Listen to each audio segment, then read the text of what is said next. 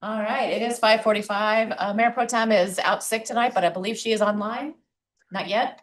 She will be online in a few minutes. And actually, Councilmember Kunto also called and he is not feeling good and said he was gonna make us all sick if he came for pictures. And I said we were gonna have to reschedule anyway, so he's staying home as well.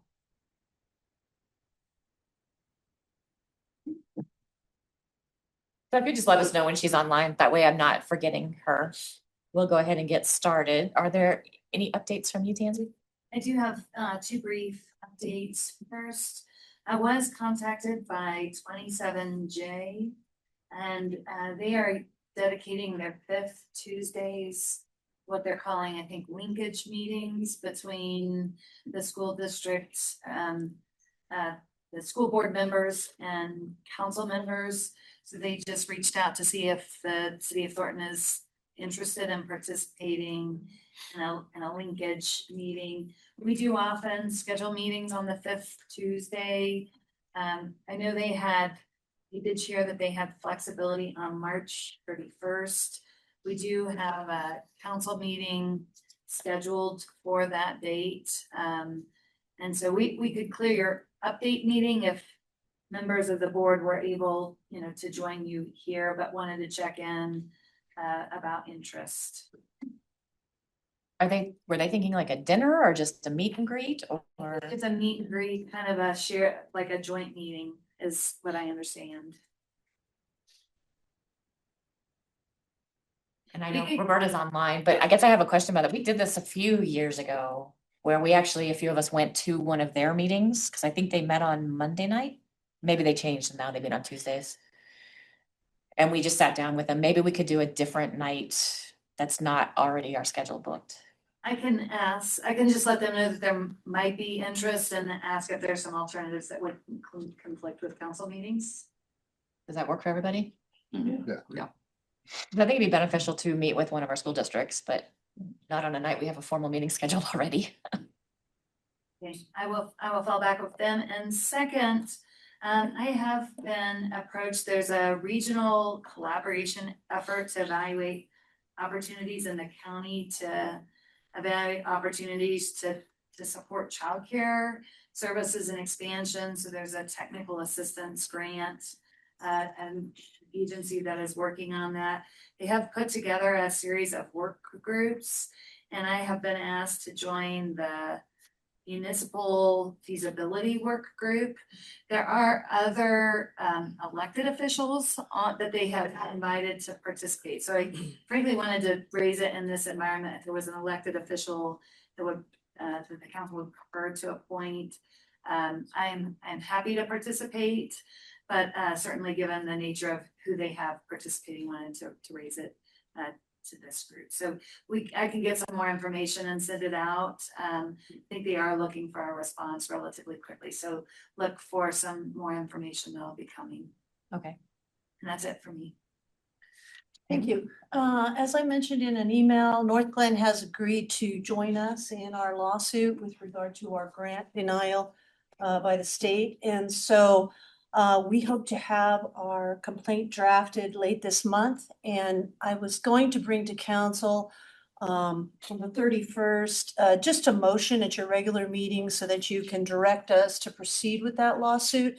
And also I'll give some talking points for council before that time on the lawsuit, and perhaps we can use that to kind of explain and as an opportunity to explain the nature of the lawsuit. And then I understand that North Glen is going to do a motion on the record to enter into the lawsuit on April 13th. And so it's likely we'll be prepared to file that lawsuit on April 14th. So that's the tentative plan for now. I just wanted you to know you'll be seeing a motion to approve that and to go forward on March 31st. Thank you. All right, anything else from staff? All right, so let's jump into it. If y'all notice, we have an updated packet. So our first item is Smart Commute and NADA. I'm gonna allow Kent Mormon to introduce this, and I do appreciate Mr. Priest being here to update us on regional efforts. Good evening, Mayor and Council. Tonight with me is Carson Priest, the Executive Director of Smart Commute. He will be providing some updates and information on Smart Commute and NADA. As you know, we were the founding members of both NADA and Smart Commute. And in fact, in 2012, we filed the papers or articles of incorporation for Smart Commute. And with that, Carson, I'm going to turn it over to you. Thanks, Kent. Mayor and council, thanks for having me here tonight. I'll keep it brief. As always, I'll have my contact information at the end. If there are follow-up questions, because I'll try to cover quite a bit in a short period of time, you know how to get in touch with me.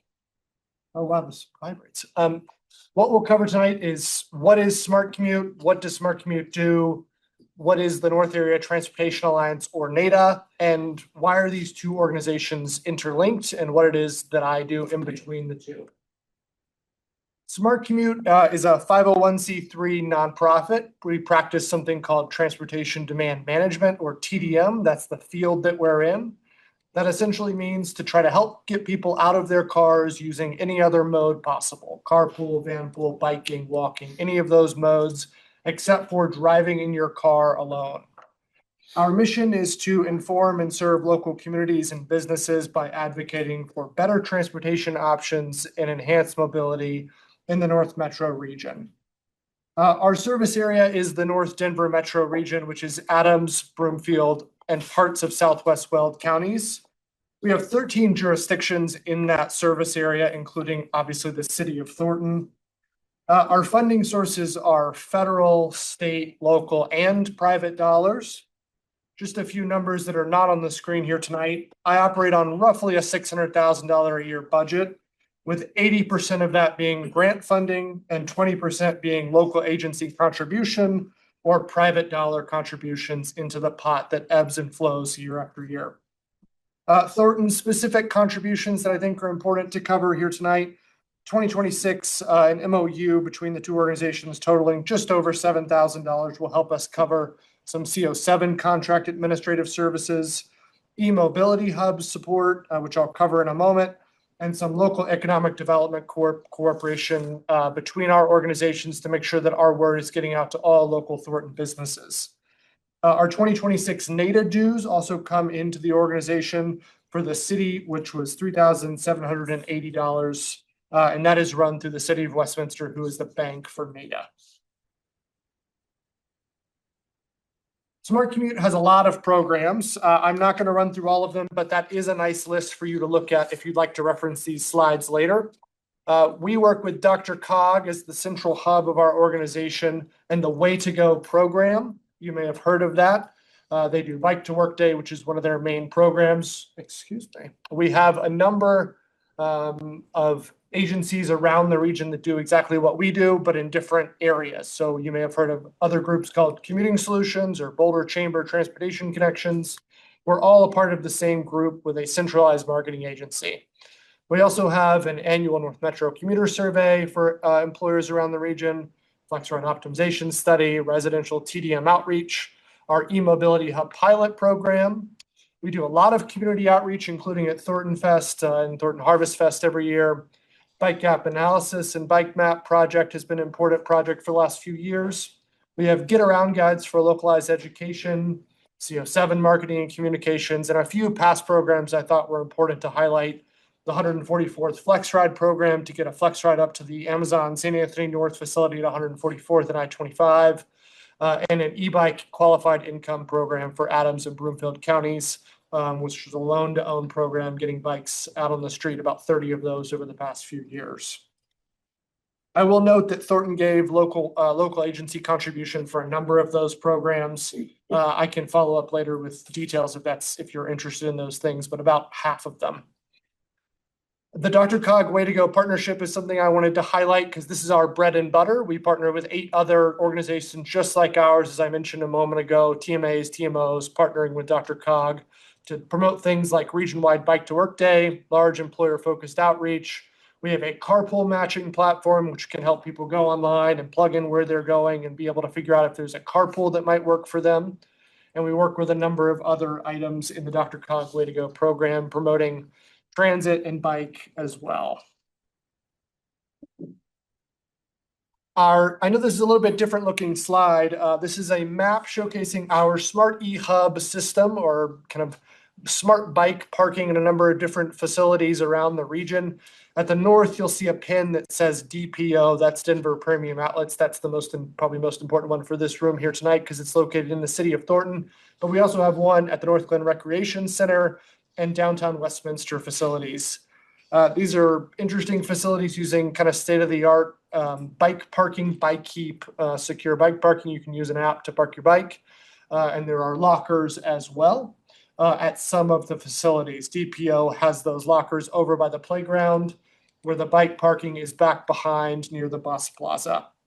The funding structure for this was a number of different grant partnerships with RTD, CDOT, and Adams County Open Space, along with local agency contributions, including the city of Thornton and a number of other private partners.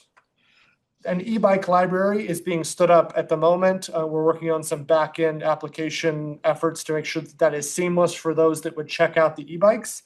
These are not your traditional e-bike loaning programs where they leave them all over the streets.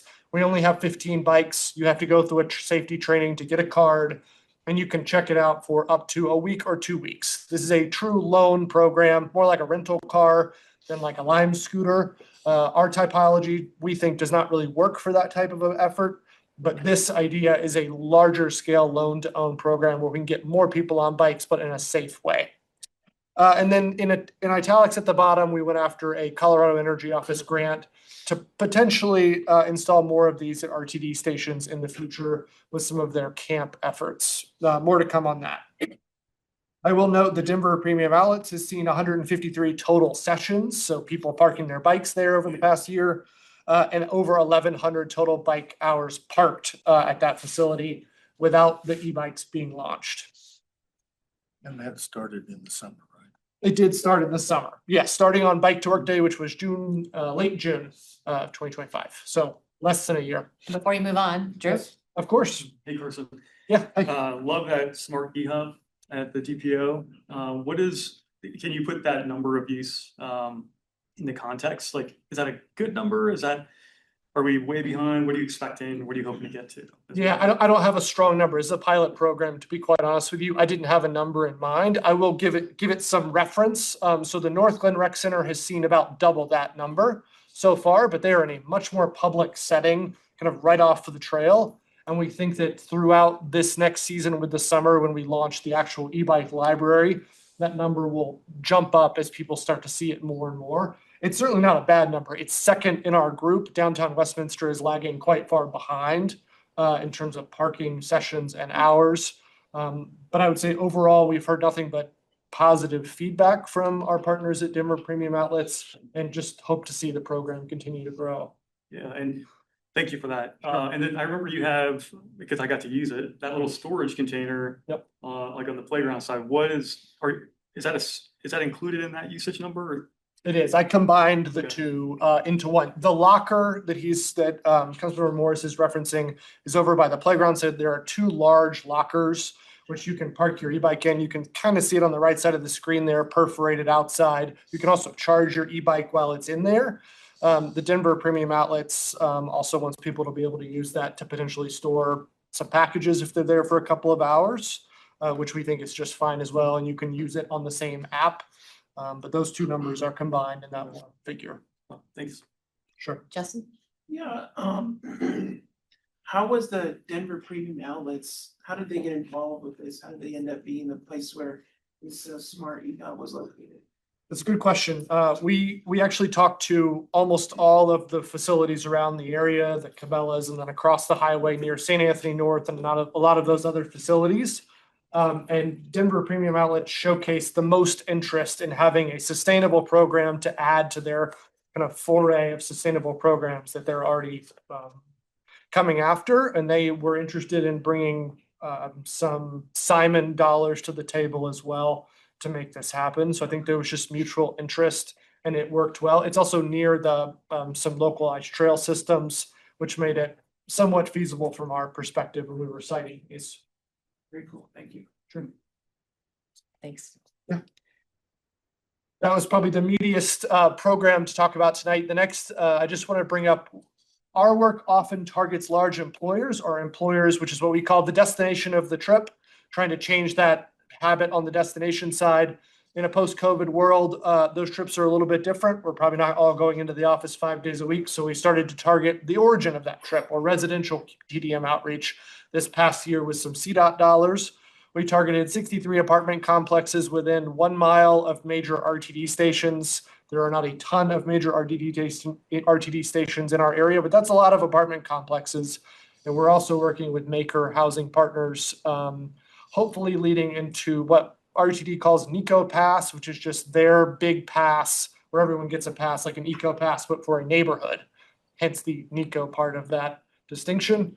And we're working with property managers to provide a lot of on-site education throughout last year and this year with some pictures on the right there. A lot of those facilities are in the city of Thornton, and it's been a really fruitful program so far for us to get out there in the community. Do you press your button, Cherish? Oh, okay, sorry. I will now move to the NADA or North Area Transportation Alliance portion of this presentation. It's only a couple of slides.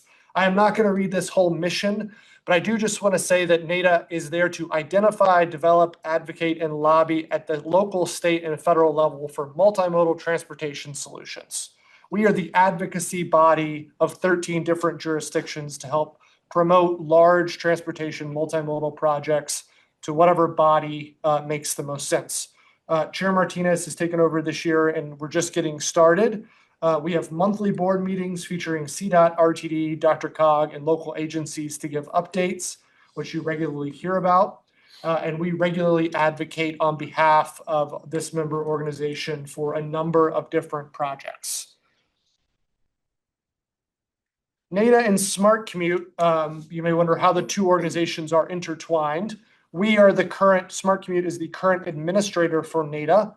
NADA, along with the city of Thornton and Adams County, applied for the DRCOG TMO Startup Grant to start this organization back in 2011, 2012, with support from 12 jurisdictions, ACED and Metro North Chamber at the time, which is now AC Rep. As Kent referenced earlier, Thornton helped administer and pay those invoices for the first 2 years for this organization far before I was in the state. The role of Smart Commute and how it relates to NADA, you may wonder, why is there both of these organizations? NADA is just a bylaws advocacy organization. Smart Commute is really the 501c3 organization that can bring in grant dollars and provide TDM programming around the region on behalf of NADA jurisdictions. We also serve as expert stakeholders in public processes with my team of 5. And we have public outreach and information sharing kind of across the region to break down educational barriers, both at a really granular level and then at a pretty big regional level, covering a very large service area. Those are all the slides that I have. I'd be happy to answer any questions you may have or revisit the slides as you see fit.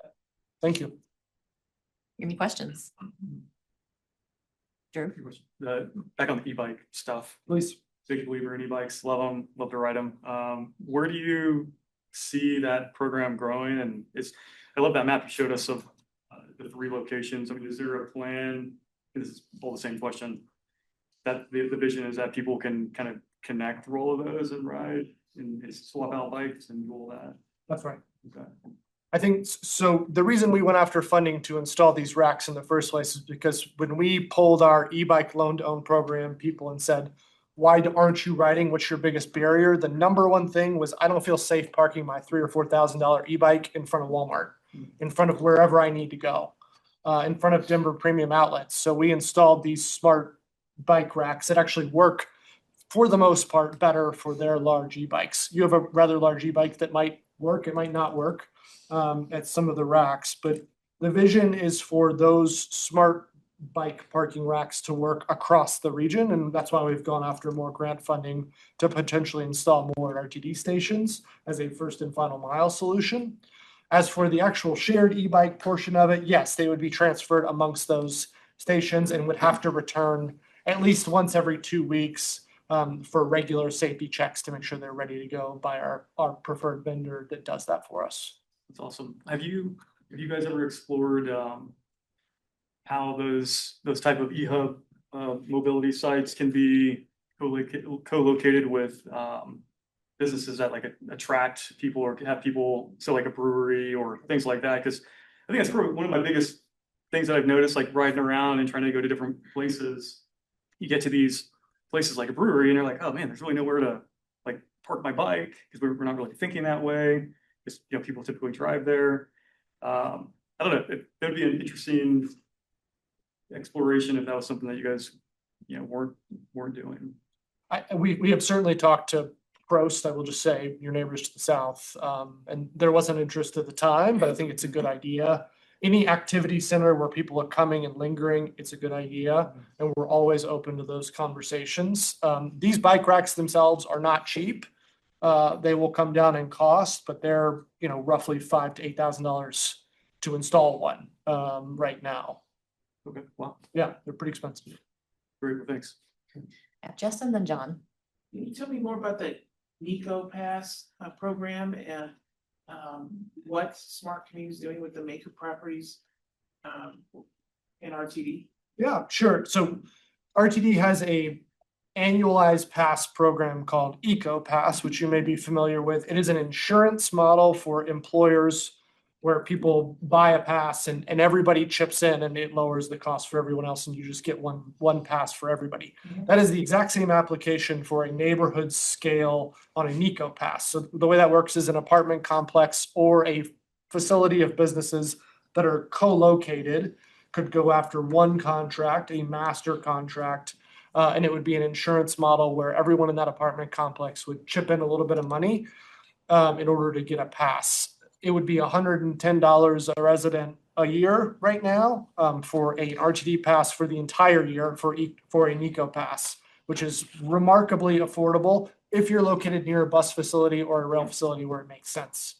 Our work with Maker is just traditional information sharing. We've been doing some mapping for them to let them know which facilities are near bike trails or bus stops. We've been going and doing in-person tabling events, just chatting with residents. And then we've also been working with them and RTD to potentially sell an Eco Pass to some of their properties. Yeah.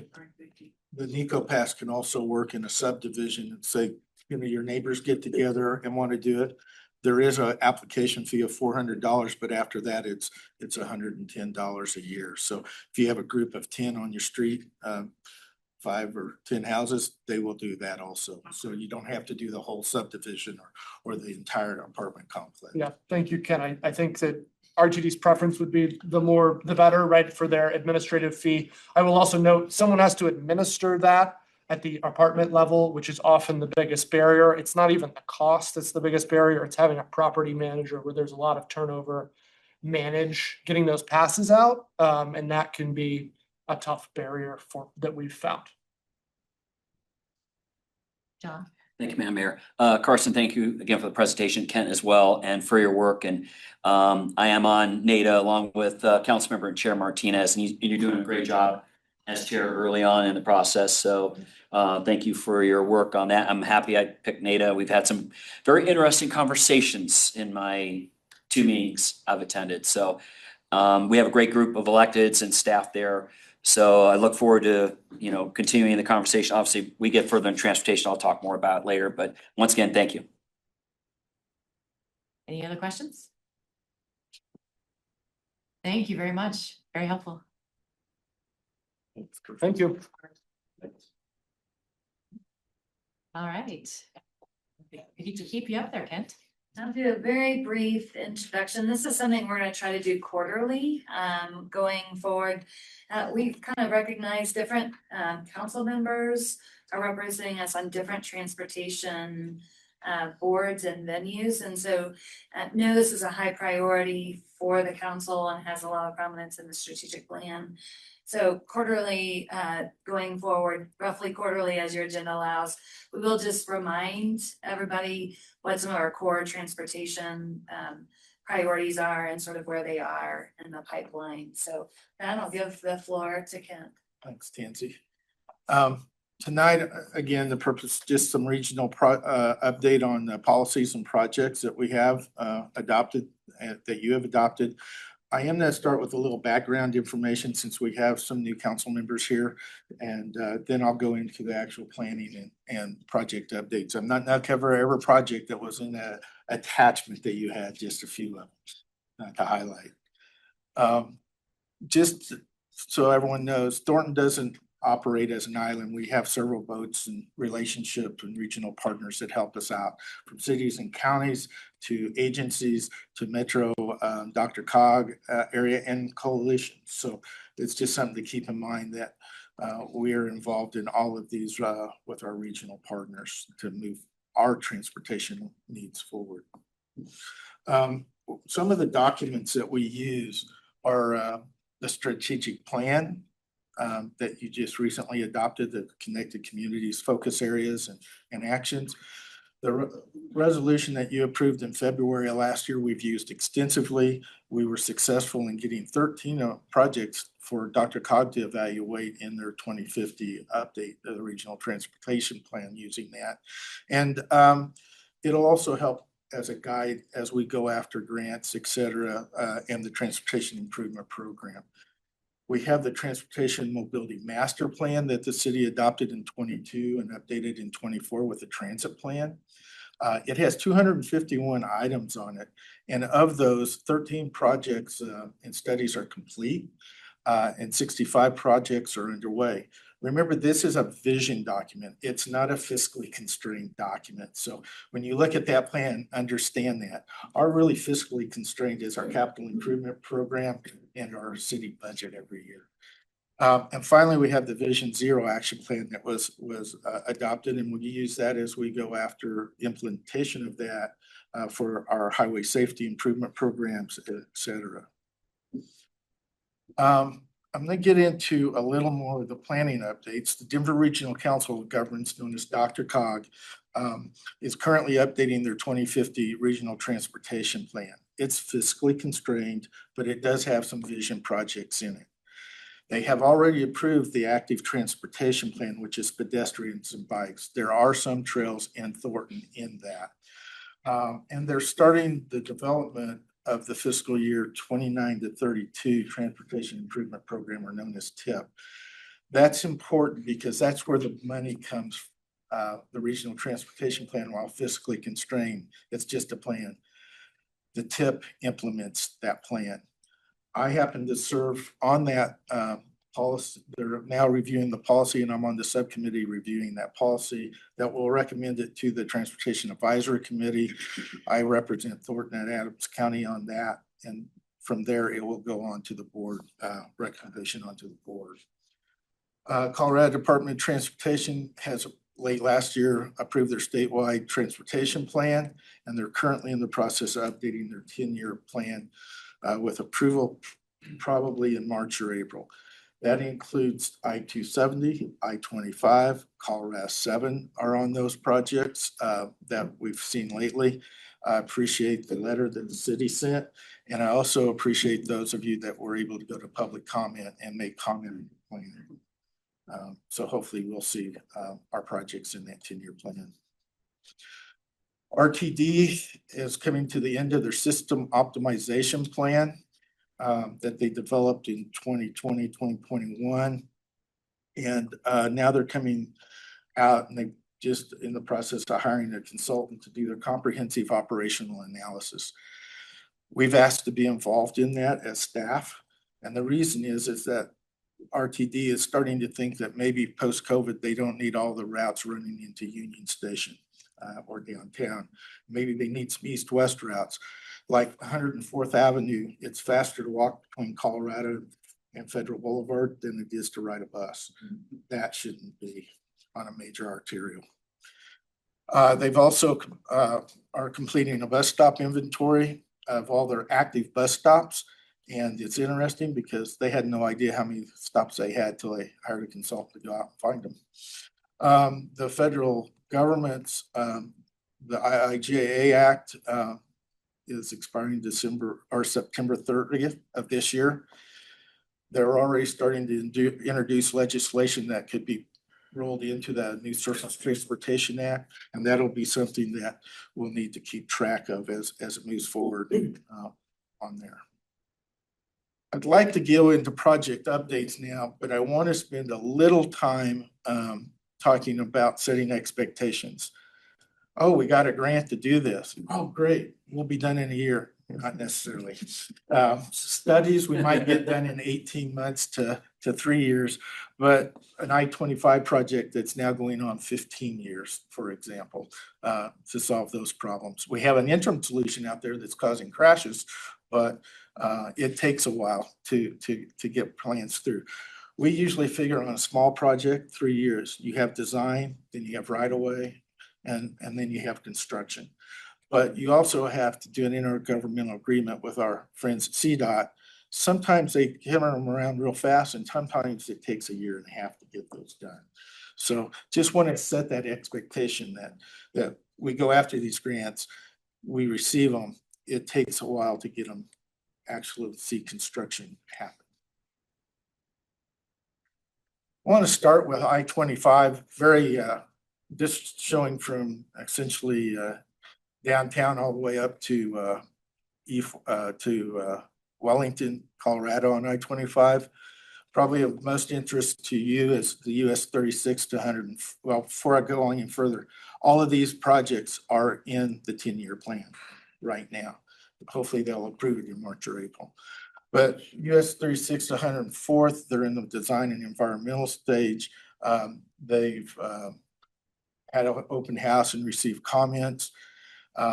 One of the things that they're doing is adding a lane northbound from US 36 up to 104th. Southbound from 104th to just south of 84th, they're adding a lane. That lane will tie into the existing lane as it widens out at 104th. They're putting auxiliary lanes between the ramp interchanges. I call them weaving lanes, so you don't have to just merge right at the end of a ramp.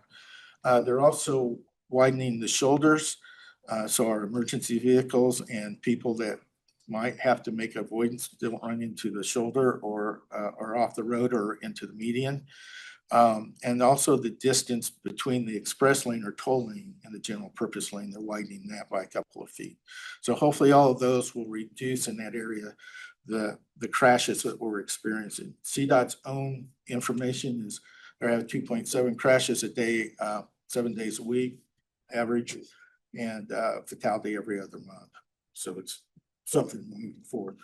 Colorado 7 interim interchange is under construction, should open up in August, September timeframe.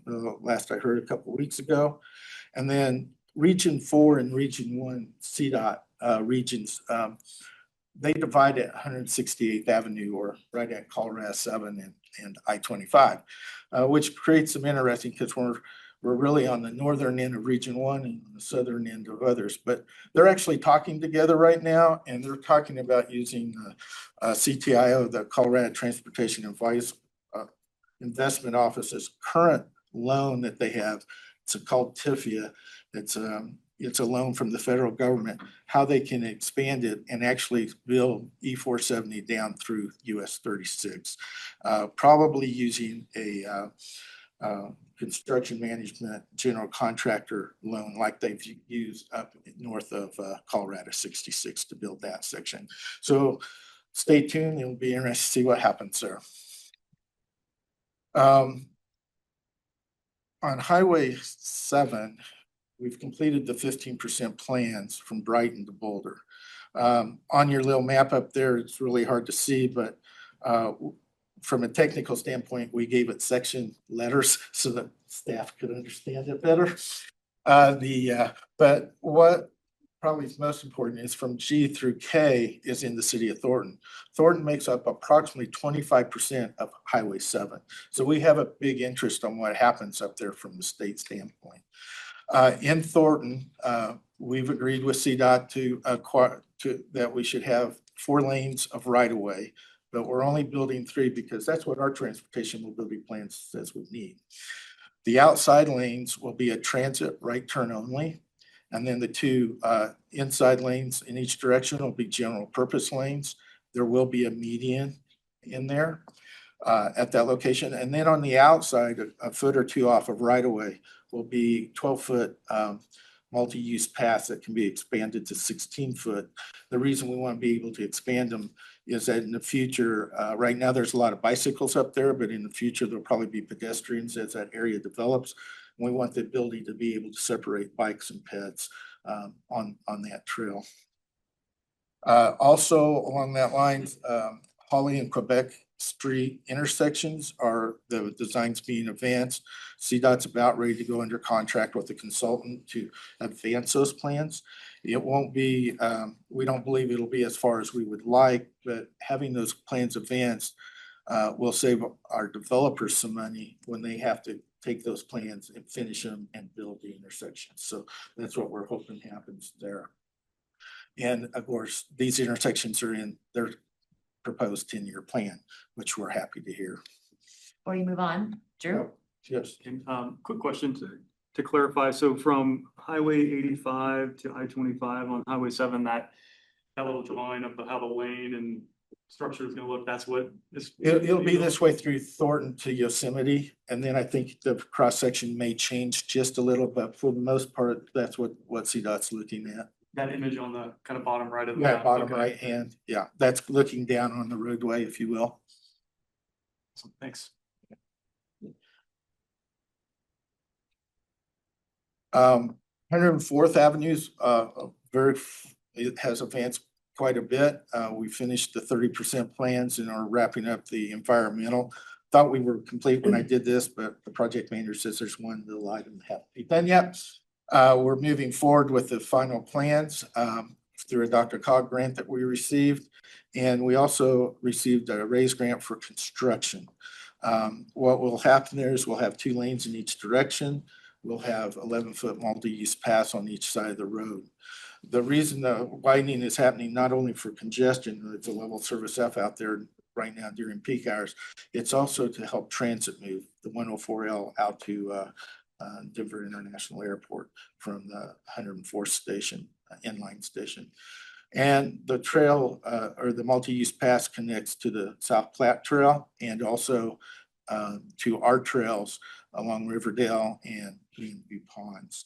The portion being constructed will only go from the South Platte River to the Grandview Ponds, because that matches and Grandview Ponds are existing widening. The bridge over the South Platte was widened several years ago. When they replaced it, it was starting to fall down. They decided they need to replace it. So we were able to get some sidewalks and the lineage that we need in there. I-270, the draft environmental impact statement, public comment period just closed here in the last month or so. Their preferred alternative adds an express lane in each direction from I-70 to I-25. And they are hoping that the bridge to start that project, the first phase will be replacing the 8 bridges. Those bridges are in very poor shape. They're also in doing some pedestrian and bicycle trail improvements that cross I-270 with this plan, according to the plans that they have in their preferred alignment. On US 85, 104th Avenue has stalled, to be real honest with you. But that was at the request of Commerce City, Brighton, and Adams County, because they wanted to put all the work towards 120th Avenue so that they had a grade separation or a bridge over the railroad and then put an interchange at 120th. We're supporting our neighbors on this, but the reason it's one on your list is because probably 60–70% of the traffic through that intersection at 120th and US 85 is Thornton traffic, either going to or from Thornton. So we want to help our residents, and so far we provided letters of support and haven't had to pony up any money, so it's a good deal. The intersection itself will be a diamond interchange, but they'll also accommodate pedestrians and bicycles across US 85, which right now that's a fairly bad barrier to get across if you're riding a bike or trying to walk across. And as those of you that drive that, you know that during peak periods, it backs up a mile in each direction at least. They did receive a CRISI grant for preliminary design and right of way, and most of the right of way has been acquired on that section. Now, let's switch here and move into transit a little. We're hoping that the transit starter service will start here in 2026, probably August or September between Brighton and Boulder. It'll have 30-minute headways and run 14 hours a day. The first year will be Monday through Friday. The second year will run 7 days a week. It's really to prove that bus rapid transit is viable up here. We do have a stop at Lark Ridge on that. And the Colorado 7 Coalition last year named it the B2B Flyer. Flyers are what they're working on in this north area. They're calling them the Flyers. Oh, and one other thing, that won't be, let me back up. That one will not be ran by RTD to start with. RTD's border goes across Highway 7 in some places still it's only on the south side, and therefore it goes in and out of their district. So we will have a different transit provider for that. Real quick, Justin? That was my question. Okay, great. We've tried to convince them, but they just aren't there. Route 7, this is exciting. We've been hounding them for several years to extend the Route 7 up Washington Street. This will extend it from, it's the one that runs up Washington and Grant through our city into the inline at 112th and York there. This will extend it up to DPL. We want to get it eventually extended all the way up to Lark Ridge, and we're hoping with comprehensive operational analysis to push that. The inline is, I've already talked a little about the bus stop inventory, so I'll move on to the inline.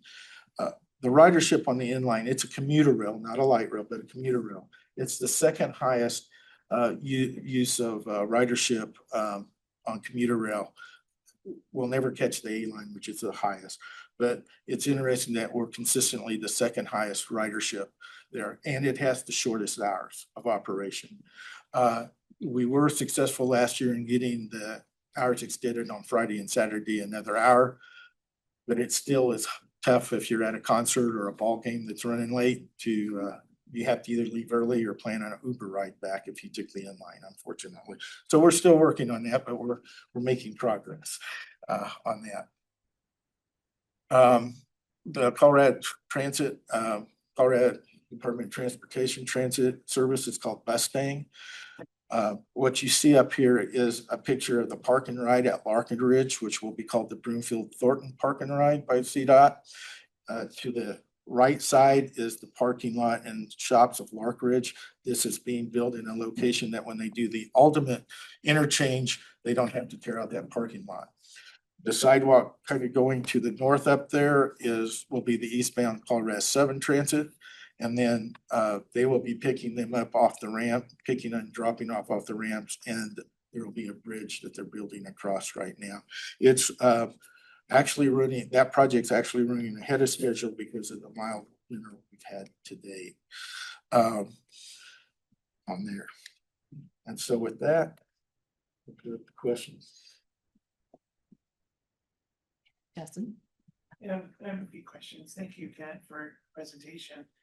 My first question is, there's a part of our city that's consistently had a problem that's Quebec on between 136 and E470. And there's a lot of concerns out in that area about the traffic as Parterre continues to develop. So where does improvements on Quebec in that area fall in our plan? How are we what strategies are we taking to potentially get grant funding and finance that? We have researched grant funding on that. We also have some of that in our CIP in our capital improvement program, and Parterre will be building part of that also. And as it moves forward, and the other developers going north to Colorado stuff. So how much of that is already agreed upon, or For What stage in the planning process are we for that? Parterre and the subdivision to the north, it's already required of them as they develop to build those. The part probably that the part that the city's really looking at is from about just north of 138th to 136th to get that widened. Quebec, obviously, when that development comes in on 136 and Quebec on the southeast corner, they'll be required to build that portion of Quebec. Half of it's essentially built now. Is it helpful for us to follow up with a map? Yeah, we can follow up with a map. Yeah. Breaking. Thank you. And then a couple other questions. Back down south, is rebuilding the 88th Avenue Bridge still a part of that I-25 US 36? Yes, project? yes, it is. Okay. And in fact, coming to council probably later this year will be an intergovernmental agreement, IGA, because unless we want just the standard ugly bridge that CDOT, there'll be some betterments that we want. We also want to outline who's responsible for maintenance and landscaping, et cetera, with them. We've started off with, you took away our center loading island and saved 90 million, so maybe you should build all of that for us free. So that's where we're starting that. We need to get betterments on that. And then my last question is about, you mentioned we need, the RTD service on Washington and all of our north-south roads are limited as after 120th, it becomes less and less available. How, and that's obviously a need that we're gonna have as a city grows. It's already a need now. There's several schools on there. Residents have come to the council several times saying the need for that.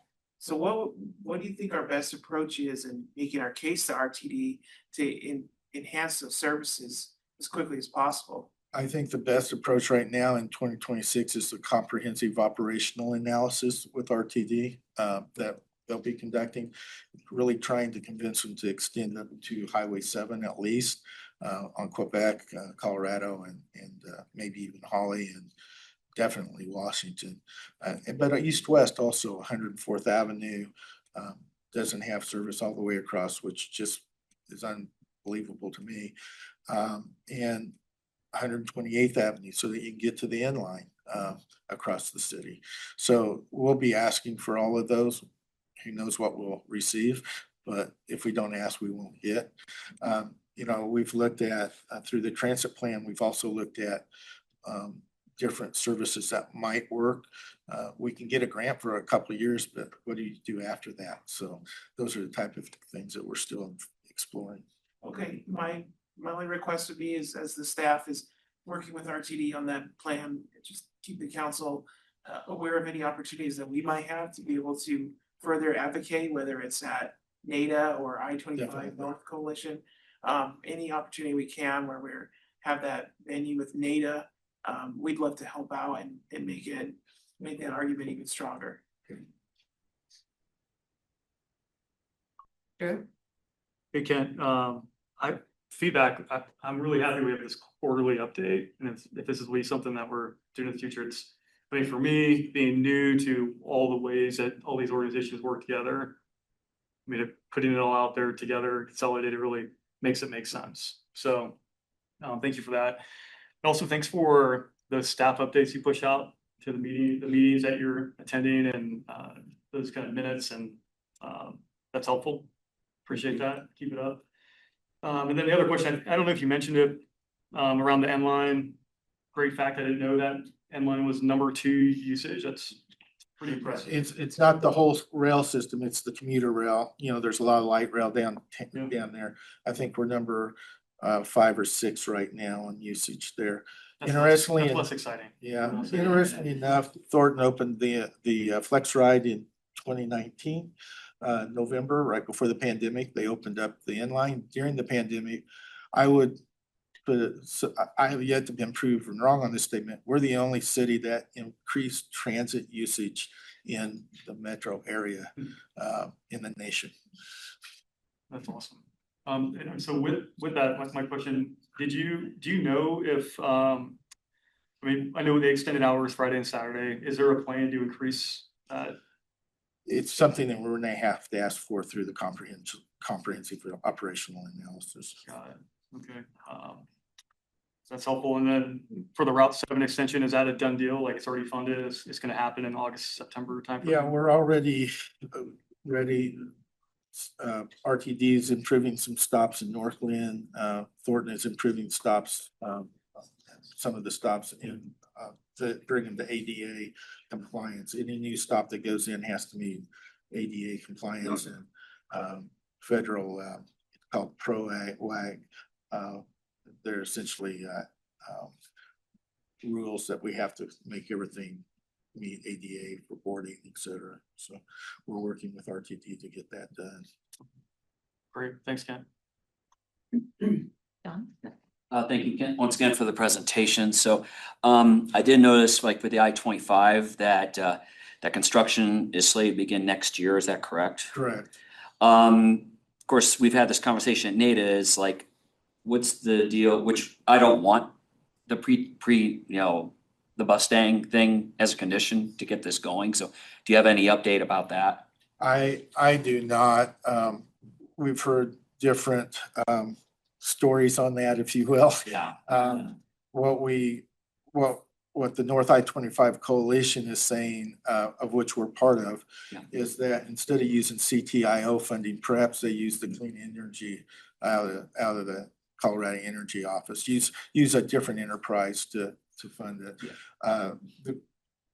For the council that doesn't know, it's been stated that they're not use our toll revenue from I-25 at US 36 all the way up to Fort Collins to fund statewide the Mustang service that's $40 million in the hole. And so each year, which transit service is always supplemented by local or by government dollars. It doesn't run 100% on its own funding. We're just recommending that they look elsewhere besides our toll revenue. It will take legislation. I misspoke a little at NADA. It will take legislation because I think it was Senate Bill 230 or one of the ones just recently said it had to stay in the area or along the corridor of I-25 where it was there. So if they're not using statewide, it'll take a different source of funds. Okay, thank you. And I might also add Mustang between here and Fort Collins is one of their highest usage for Mustang. Anyone else? Thank you very much. Thank you. Thank you. All right, time to talk about water. Got a little bit today. Emily Hunt coming forward. So I think water has been on the minds of our council, our community operations. I think last week brought this into sharp focus. We already had this presentation planned, and so timing is right to update the council on what we're facing and next steps. So I'll turn it over to Emily Hunt, our interim infrastructure director. Thanks, Nancy. Good evening, Mayor and Council. Nice to see you tonight. Here to talk about drought. So we'll walk through some current conditions, which I think you're all pretty aware of right now. Also talk about what the impact is to these conditions to our water supply.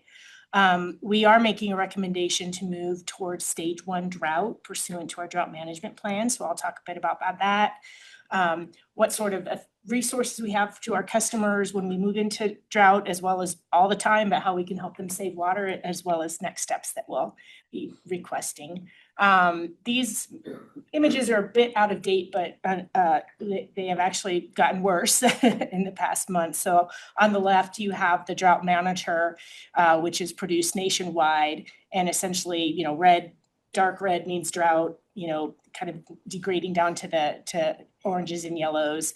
That red area continues to just spread across the state to the east and west. And our water supply comes from the Clear Creek and South Platte watersheds. We rely almost entirely on snowpack. And so what happens in the mountains is extremely important for our water supply. Over on the right, a little difficult to see, but these are the rectangle areas, kind of the areas where our snowpack that contributes to our water supply is located, and you can see that we're seeing kind of kind of the second worst, third worst snowpacks that we've seen historically. So I think this is just consistent with what you're all hearing on the news. Again, these are snowpack graphs that are produced by the Department of Agriculture. The left is a snowpack graph of the South Platte Basin, which a chunk of our supply comes from, and the right is from Clear Creek Basin, which is what fills Staley Lake and some of our other reservoirs. On the vertical axis, you see it's called SWE, snow water equivalent. And so roughly 1 foot of snow gives you about an inch of water. And you may have kind of statistically heard that in Colorado, we get about 15 inches, 17 inches of water a year. That's normal for us.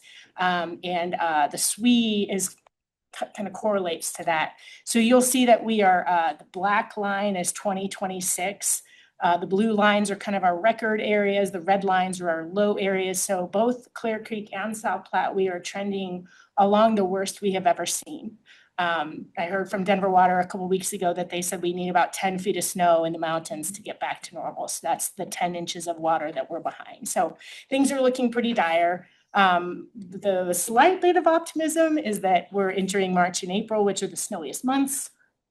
We can see some pretty big snowstorms, as you can see in some of those historical years where we've just recovered almost instantly. Would love to see that, but statistically it doesn't bode well for us. So what this means to our water supply is that, as I mentioned, snowpack, snowmelt contributes to the rivers. That's where we get our water supply from, this Clear Creek and South Platte Basin. So when snowpack is down, runoff is low, water into our reservoirs is low. On top of that, we get excessive temperatures, dry weather, which means that our landscapes actually require more water. So you've kind of got this double hit, right? You're getting low inflows into your reservoirs and demands get higher than they typically would. The analogy is you lose your job at the same time you're going into a recession, right? So it's just this double hit. One thing that I really want council to understand from the way that we plan for drought is here in Colorado, we are worried obviously about single year droughts, but we're mostly worried about multi-year droughts. The biggest drought that we've seen in record was a 3-year drought in the 50s, and that's what we plan for. So we plan for a 3-year drought. Our system is designed to sustain for a 3-year drought, but the single most important factor of that is how we plan in year 1 of the drought. And so we're in year 1 of the drought, and actions that we take this year will really set us up for success if this drought continues, conditions worsen. So that's kind of the way our drought management plan is structured, and that's how our planning it evolves. This is what we call our, what do we call this? I just lost the name. This is our water supply projection tool. And it's an 18-month projection tool that we run every month. I'm going to show you 2 different scenarios here with our water supply projection. But this is basically the storage amount of water in the city's storage reservoirs. And what we want to see is we want to see a minimum of 75% full at the end of the month in June. And so as I mentioned, 18 months. So you look at the first June is June 2026. The second June is June 2027. Just kind of walking through the columns here. We've got the city's demands, we've got the water used by our customers, we've got the water used by the lease that we provide to Westminster actually goes to Brighton. We've got evaporations from our reservoirs, which we have to account for, so the whole demands. And then we've got the inflows from the various parts of our system, Upper Clear Creek, Lower Clear Creek, South Platte, and our wells. And that just kind of is a simple ledger, right? Just like your bank account, inflows, outflows, and then you get an end of month storage contents. Just kind of like the end of month balance in your bank. And so what we've done on this, I would call this is a reasonable projection given what we know right now. And so what we've done is we've kept demands the same essentially as what we would see last year. So we're anticipating average demands. The inflows we've reduced significantly given the snowpack information that we've received. So we've got average demands, reduced inflows, and you can see June 30th of this year, we're doing okay. We're at 77%. But once we move into June next year, we jump down to 66%. The 2027 projections on this scenario assume normal inflows in 2027. So we assume we've recovered and we're just back to normal next year. And they also assume normal demands in 2027. So it's kind of like, this shows you 1 year drought and then we're okay. And so even 1 year drought and then we're okay, we still need to take some action to get that 66% next year up to something that's more sustainable. I'm typically an optimist, but when it comes to water supply, I get pretty dark. And so we're going to show you kind of a more pessimistic scenario. And so what this one is on the demand side, as I mentioned, vegetation in droughts typically require more water. And so what we've done is we've actually increased summertime demands in 2026 to reflect what we've seen in droughts historically. So we've done that in the 2026 summertime demands. We've upped the demands, and then we've taken reduced inflows to all of our system in 2026 as well as in 2027. So this is kind of modeling a multi-year drought without the city taking any action to try to minimize demands or to try to reduce demands. And you can see that's a pretty significant impact. We end up with about 41% storage next year, which would be pretty bad. We'd have to take some very drastic measures next year, even further drought watering restrictions than what we're proposing right now. So these are kind of two snapshots. The first, I think, is a reasonable one. This one is definitely a more pessimistic one, but it's also what it would look like if we were actually entering into a multi-year drought. And it's also what it would look like if the city doesn't take any action pursuant to our drought management plan. So water supply conditions, storage projections, customer behavior, these are all inputs that we look at through our drought management plan to help inform and guide us as to whether or not we want to take some action. So the water supply conditions that we're seeing, as well as these projected storage, kind of hit two of the significant triggers that are outlined in the drought management plan. So, Devin? Yep, for sure. On your slide that was showing slide 4, it's hard to see the coloring on this graph because they're all like shades of green or blue. What recent drought was comparative as far as what we're seeing now? And how did that year end so that we know how aggressive we should actually be pressing forward? Yeah, so we've seen two pretty significant droughts in the last 25 years. So 2002 was a very significant drought. That's kind of the lowest snowpack that you see on that graph. 2012 was another pretty bad year. In 2002, so that's the winter of 2002 going into 2003, we were ready to move into restrictions. And on St. Patrick's Day, we've received a record snowfall that I don't think that we've ever seen. So we completely got bailed out, completely, like literally in 3 days. And so if you're asking me what I'm hoping for 2003. Something sort of similar happened in 2012. We had very bad snowpacks, but we lucked out and had nice, cool April, which kept demands low. Our snowpack did recover a little bit. So in both those scenarios, we were ready to rock and roll with restrictions, and then Mother Nature kind of bailed us out. We've had some minor droughts since then in 2006 and again in 2018, where the city did put on some restrictions for short periods of time because of conditions. So it's been more of a limited kind of restrictions base, right? Yeah. The one thing that we have learned specifically from the droughts, though, is that demand does not stay average.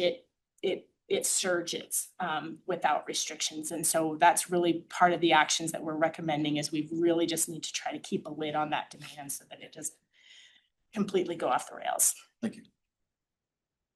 So once again, we do have the city's drought management plan, which we adopted in 2019. We revised it in 2023. All of these lead to the recommendation that we should be moving towards stage 1 drought. And what that does is we start to take actions to conserve water supply in the event of a prolonged drought. So talk a little bit what that really means. So the drought management plan requires that city council make the declaration to move to a stage 1 drought or any drought stage And then once that declaration is made, it authorizes the utility director to promulgate rules and regulations to conserve water resources. So that's done administratively, and that allows us to be very agile, right? We can accelerate, we can decelerate depending on what conditions look like.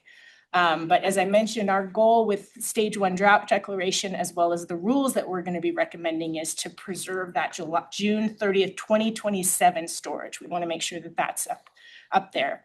We're not just looking at this summer, so. So the rules that we're likely going to be incorporating into the rules, should council decide to move to stage 1 drought. One of the big things that we have seen in past droughts is if we have a really hot March and April, demands just really spike and we get summertime demands in April, which can really take a bite out of our storage. We've also got some distribution system limitations going into April. Our second treatment plant doesn't come online until the middle of April. We can manage higher demands with just one treatment plant, but we certainly can't manage July demands with just one treatment plant. So we're going to be recommending no turf irrigation before May 1st.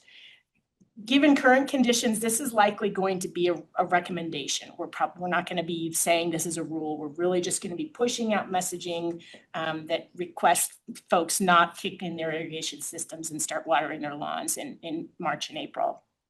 And then after May 1st, we'll be going to a mandatory 2-day-a-week watering restrictions for commercial and residential properties. We are going to allow customers to choose their own day. We're not going to have days of the week for them to water. We're just going to ask them, pick your 2 days, be relatively flexible about it. Generally speaking, we're looking to save about 10% of our water demand compared to last year across the board. And so this 2-day-a-week watering schedule will, for most residences, will get us to that goal. We'll be providing recommended times depending on what kind of sprinkler system you have, and we'll be helping people figure out how to adjust their controllers for that sort of thing.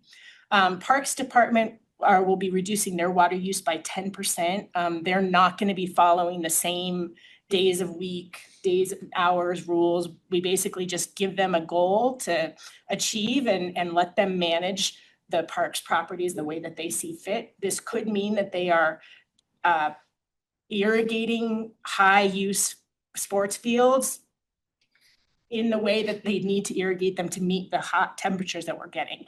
And they might be compromising irrigation at other facilities that maybe don't have the traffic. And so they get to manage the entire parks water budget with the goal of reducing their usage by 10%. Similarly, for other large water users, certain HOAs and other commercial properties just simply don't have the irrigation systems that can get the entire property watered in the 2-day-a-week. So we'll be asking them to do the same thing, to set a schedule to save that 10%. Obviously, the priority when we go into water, any kind of water shortage, is our high priority water uses are health, safety, and obviously wildfire protection. So those are the critical uses that we want to make sure that we have water for, and we're not restricting those in any way. We also want to give people the opportunity to prioritize their high value landscapes. Protecting the tree canopy and shrubs and perennials is important over non-functional turf. And then we'll be monitoring and enforcing these rules throughout the summer. So that's kind of an outline of the rules and regulations. There's a lot of other detail. Are we going to allow people to plant sod and seed during the drought? We've done permit systems in the past, which we'll probably do again. Other actions outside of the rules, obviously communication and outreach to our customers is really the most important thing, and is what is going to make this successful. We keep our eye on these conditions daily. We run reports weekly. We run that projection during a drought weekly with different scenarios. So we'll just be monitoring conditions and keeping council advised if we see any changes, worsening or betterments. I guess we can use that word here. And then, as I mentioned, we can modify our rules and regs administratively to adapt to that, but we will absolutely keep council informed as we make any adjustments, and similar to the drought stage. So that's kind of what implementation looks like after council makes a declaration to move into stage 1. Before you move on, Justin? So what's our capacity to enforce new rules on this? I know that, you know, I'm assuming it would be the code enforcement. Am I wrong on that? Typically, in past droughts, it has actually been the utility staff that has gone out there. We have a water efficiency team that responds to water waste and water use calls even when we're not in drought. So we kind of staff that up and make sure that the response is there. So it's typically the utility staff that responds. And So will we have the capacity, or what adjustments we need to make in order to meet that capacity? we will have the capacity. We have added capacity to be able to monitor usage now with AMI. So that'll be very helpful just in terms of keeping an eye on things.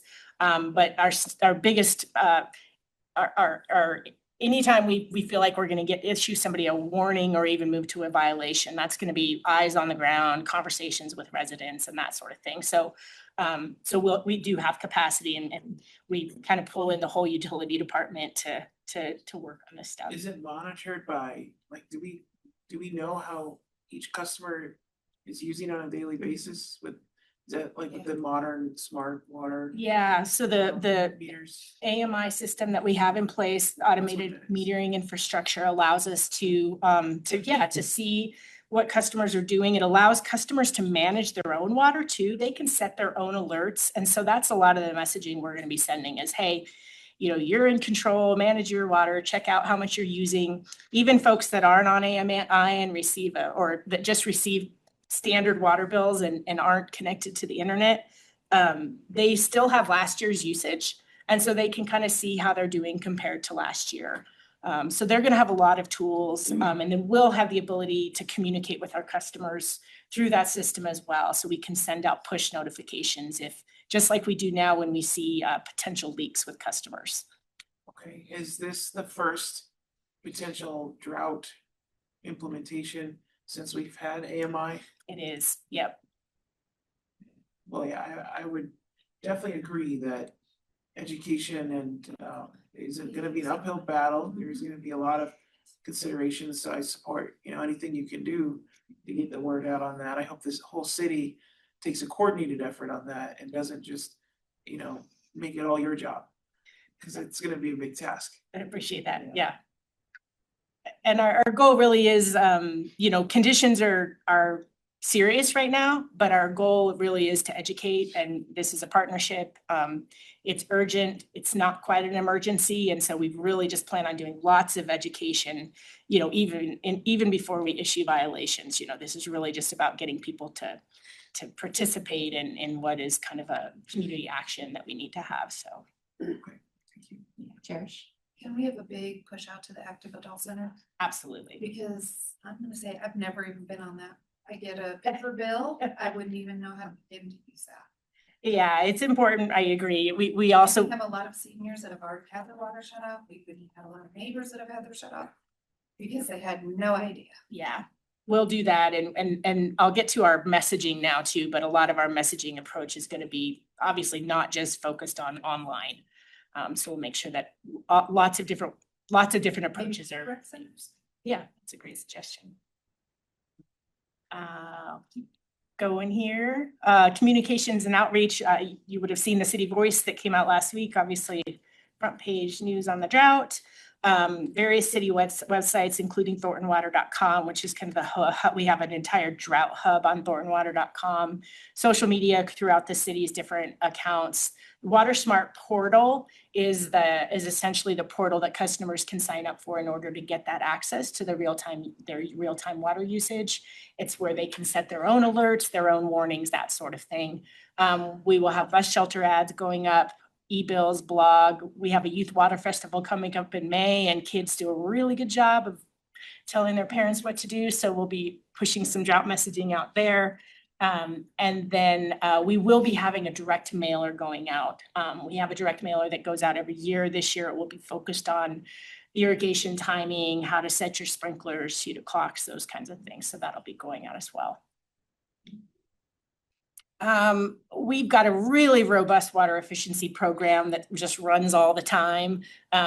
But these are lots of the programs that people can participate in, whether it's, that applies to residential, commercial, large properties. We've got the watering guide that I was mentioning, telling people how much to water depending on what their sprinklers are like.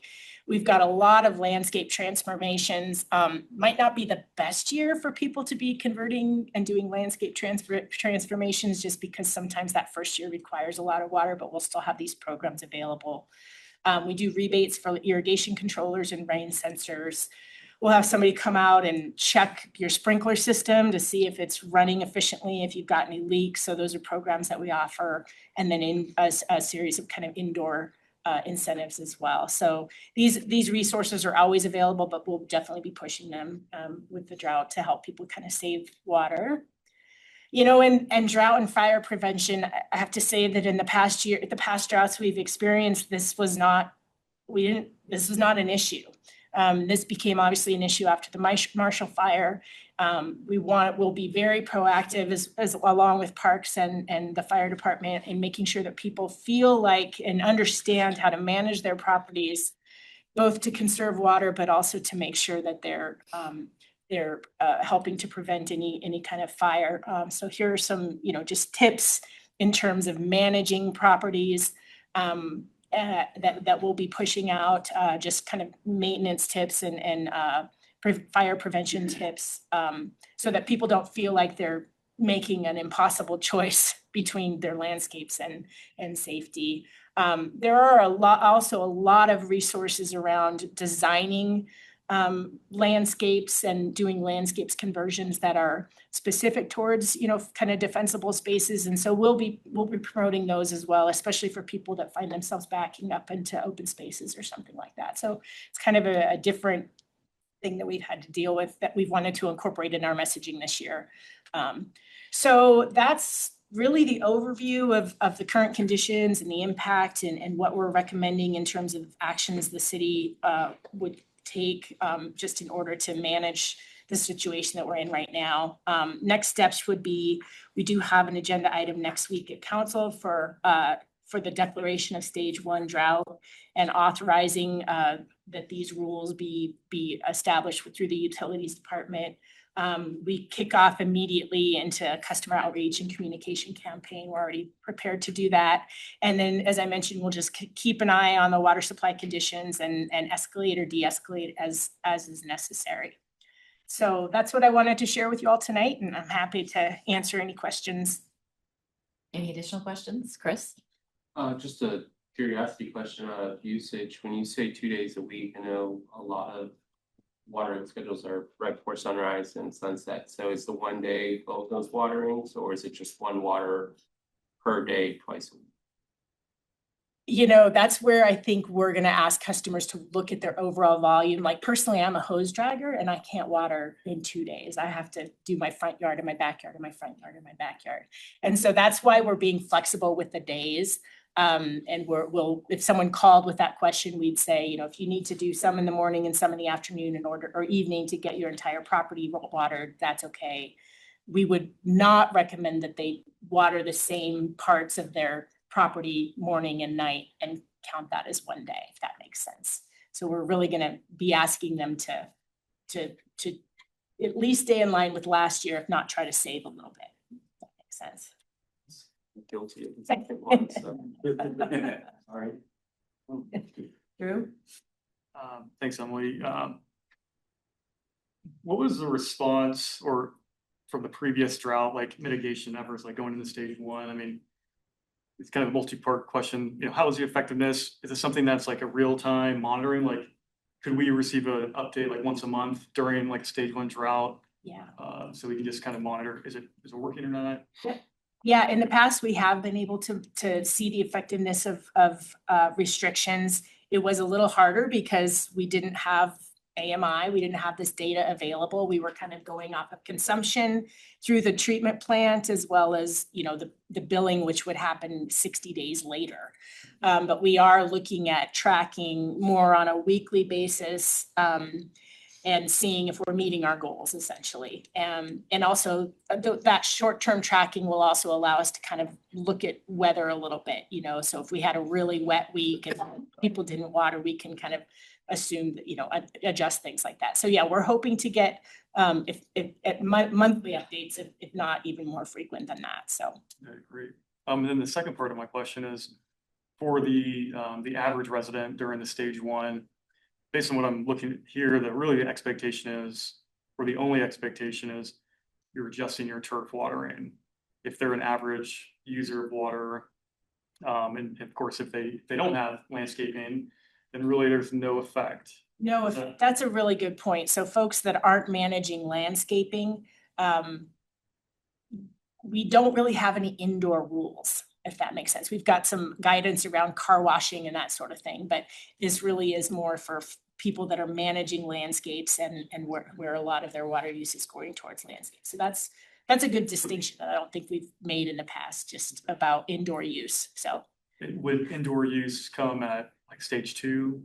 Indoor use is an essential use, so we would get to stage 3 and people would still be Still in the shower? they'd still be allowed to shower, they'd still, yeah, that That's helps. good to know. That health and safety use is critical, and one really interesting thing about our water supply system, the water rights that the city has and the facilities that we have, our modeling shows that we can do critical health and safety uses 365, no matter the water conditions, because we've got such a robust, so ideally, we'll never be in the position where we have to compromise health and safety. And so that answers or solves my last question, which was on the communication and education front. If there was an effect on the average user, average resident that was outside of landscaping, I know that it'd be really hard for me to understand what 10% reduction means. And so like Yeah. putting that into like, hey, take a 10-minute shower versus a 15-minute, like it would be easier for me to understand that, but now we don't have to really deal with that. So Yeah. here we go. No, that's, yeah, and we do want people to be aware, there'll be messaging around like at restaurants with water, drinking water. I mean, at the end of the day, an extra glass of water at the restaurant, it's more of an awareness thing, but that's a good distinction that we'll make between indoor and outdoor use, so. Thanks. I have Devin, then Justin, then Cherish. No, it's directed towards me because I'm that person who waters twice a day, every day. The communication with like HOAs, how do we approach that? Cause like I'm on my HOA board, so it's easy for me to just be able to tell the rest of the board, hey, we gotta do this now kind of situation. Yeah. But for situations like my HOA, we only meet every other month. So if they don't have the communication in time, then they may not be able to communicate with their landscape company and stuff until after everything's been turned on and running. We have a pretty good list of HOAs and their management companies, and part of our strategy would be to push information out to them, not only for their own management, but so that they can incorporate our messaging into their newsletters. So I think we're in pretty good shape about those contacts, but if you hear of an HOA that, that it doesn't know what's going on, please send them our way and we'll make sure that we get them on our list. Justin? Yeah, we got the Parks Department reducing water use by 10%. It sounds like that's mostly just watering turf. What's the policy on the distribution of that? Is it across the board, 10% at every park? Or are we picking parks that are, gonna look better than others?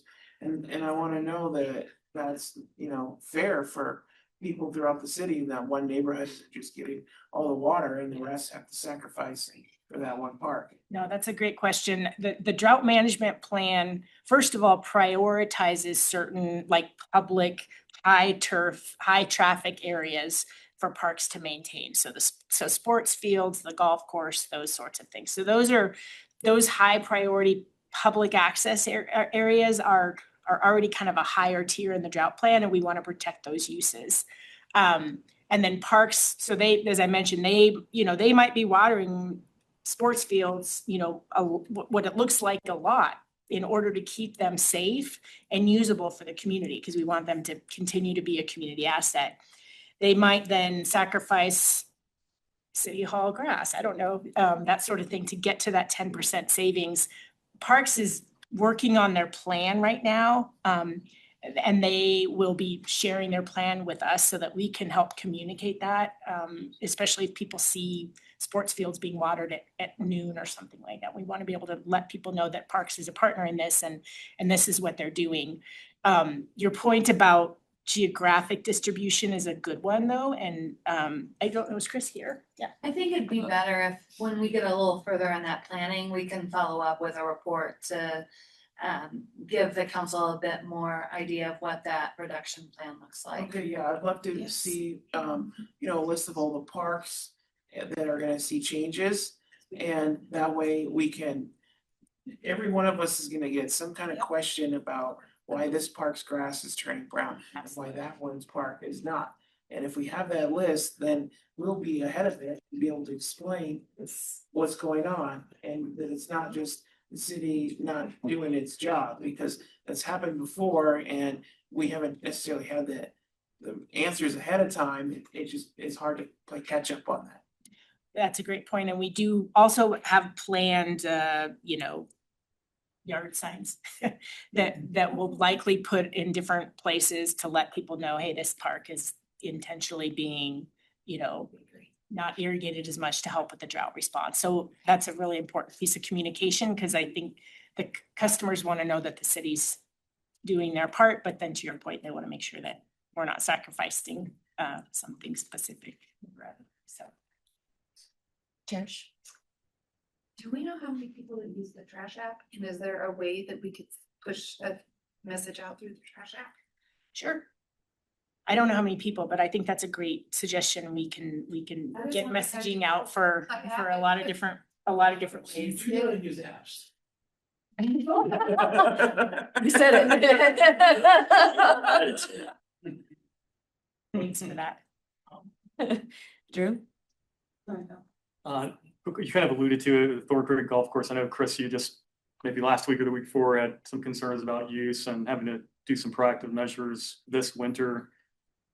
Do we anticipate having to maybe do some closed down days each week during this time? In kind of the off season, we'll call it. No, not at the present. I mean, we've just reduced the frequency of tee times. Okay. So that's all we've done.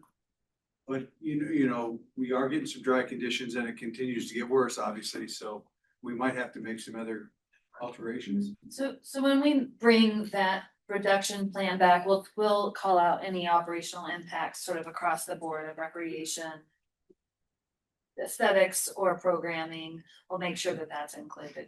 Cool, thank you. John?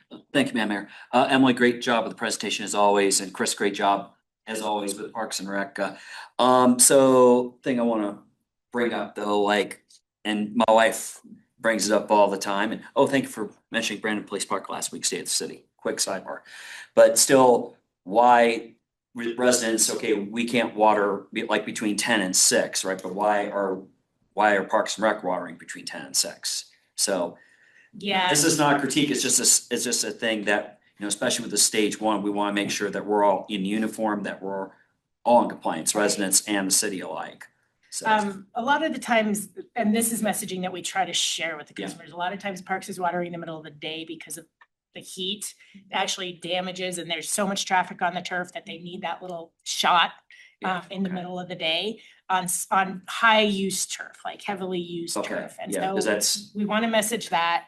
And then in some instances, again, there are certain areas where the irrigation system can simply not do what it needs to do in a limited period of time. And so they might be spilling over into the daylight hours that we're discouraging people. But when we know about that and we can communicate it, that's our goal. Okay.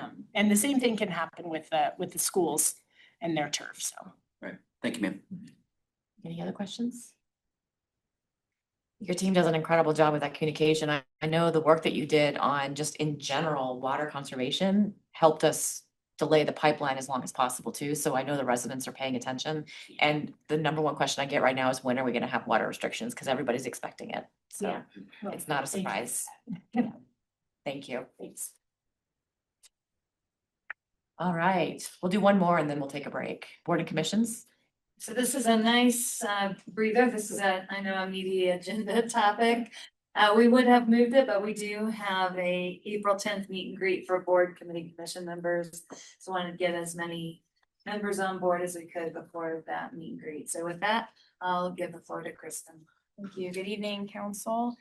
So yeah, I'm looking for council's direction on board and commission appointment recommendations. So I'll briefly talk about council's policy. I'll provide a status update for all the boards and commissions and then review the recommendations and receive your direction. So to review the council policy, it does state that equal representation will be on each of the boards and except for the businesses of Thornton Advisory Commission. Will limit appointments of individuals to one for each on each board and commission. And then individuals requesting reappointment must submit an application. And then we advertise for both new applications and reappointment applications and provide council with the attendance record for those requesting reappointment. And then council decides how they want to address those applications. At the last time that we talked, council decided to refer all of the applications, both new and reappointment, for those that needed interviews to the boards and commissions. And so we do have some recommendation letters. So first, just to give an overview of where we're at with all of the boards and commissions, the local licensing authority and the firefighters old hire pension board, both of those are done. We don't have any more positions that need to be filled. And election commission and building code advisory board, we are continuing to advertise for those positions. We do have one application for BCAP that was submitted to the board for an interview, and we don't have that recommendation back yet. Then for the Thornton Active Adult Board, they did do interviews on Friday. However, with staff being gone, we don't have that recommendation letter for today, but that will be coming soon. So then we do have 3 recommendation letters to get your direction on. First is the Parks and Open Space Advisory Commission. So there were 3 positions to fill. There were 2 members that were requesting reappointment and 2 new applications. And so with this one, the board is recommending to reappoint the 2 individuals that are requesting reappointment and then also appoint a new person, Jonathan Davison from Ward 1. So with that, the ward representation would be equal, with Ward 2 having 3 members on the board. Any objection to the recommendation? Okay. So with the Planning Commission and Board of Adjustment, there were 2 individuals requesting reappointment and 2 new applications. There are 2 positions to fill. The board is recommending that both of the individuals requesting reappointment be reappointed. And so if that is the case, then there will be equal ward representation with 3 members from Ward 4. Any objections to the recommendation? All right. Okay. And then the last one I have for tonight is the Businesses of Thornton Advisory Commission. And this one is a maximum of 8 additional members positions to fill. We received 5 reappointment applications and then 10 new applications. And the board is recommending that all of those requesting reappointment be reappointed. And then 3 new individuals that are listed here. If council does go with that recommendation, there would be 3 individuals from Ward 1, 4 from Ward 2, 2 from Ward 3, and 6 from Ward 4. And all of the requirements for the board makeup would be fulfilled with these appointments. And then here's just kind of an overview list of kind of where that breakout would be. The first section there are those members that are staying on the board. The next section is the members recommended to be reappointed, and then adding those 3 additional members, how that makeup would look. Any objection to this one? Sure. Really no objections to it, but I did have a question. Maybe this is a recommendation for a future policy adjustment regarding the large business category, 100+. So I'm looking at that and I see La Botana and First Bank, and First Bank obviously is not headquartered in Thornton. I don't know where La Botana is headquartered, but I think if we can get, there's one more FedEx, obviously not headquartered in Thornton. If we could get specific to that 100+ person business is headquartered in Thornton, so that representative feel like there might be a little bit more impact on VTAC to have somebody with that kind of representation there. Again, that's something I'm throwing out for the future if we want to look at policy adjustment or selection process adjustment. No. Any objection to the recommendation? Is it more that we just don't see those applicants? It might be, but it also might, be if we can just tell BTAC to consider that as a future opportunity for people that apply. There's only one of them, right? Yeah, restaurants typically have a ton of employees, so they could easily fit in that 100 employee range. Yeah, I'm surprised it says 100 plus. Yeah, I figured that was like a chain because it's hard to imagine 100 plus at one. No, restaurant. it's pretty easy. Is it? Yeah, when I was in the restaurant business, I had 105 servers. Oh, there we go. All right, so no objection. Thank you. Thank you. All right, let's take a break before we get on to the next meaty portion of the agenda. Yes. 30.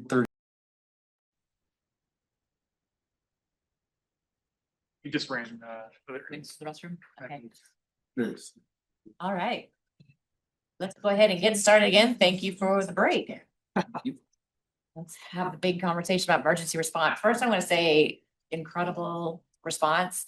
And Ryan, I was up at Firestone for a meeting with their council on something else, and they went through their emergency response plan, and your name is all over it, like literally. Yes, so the regional collaboration that you do is fantastic for the city of Thornton, so thank you. Appreciate that. And I will turn it over to you.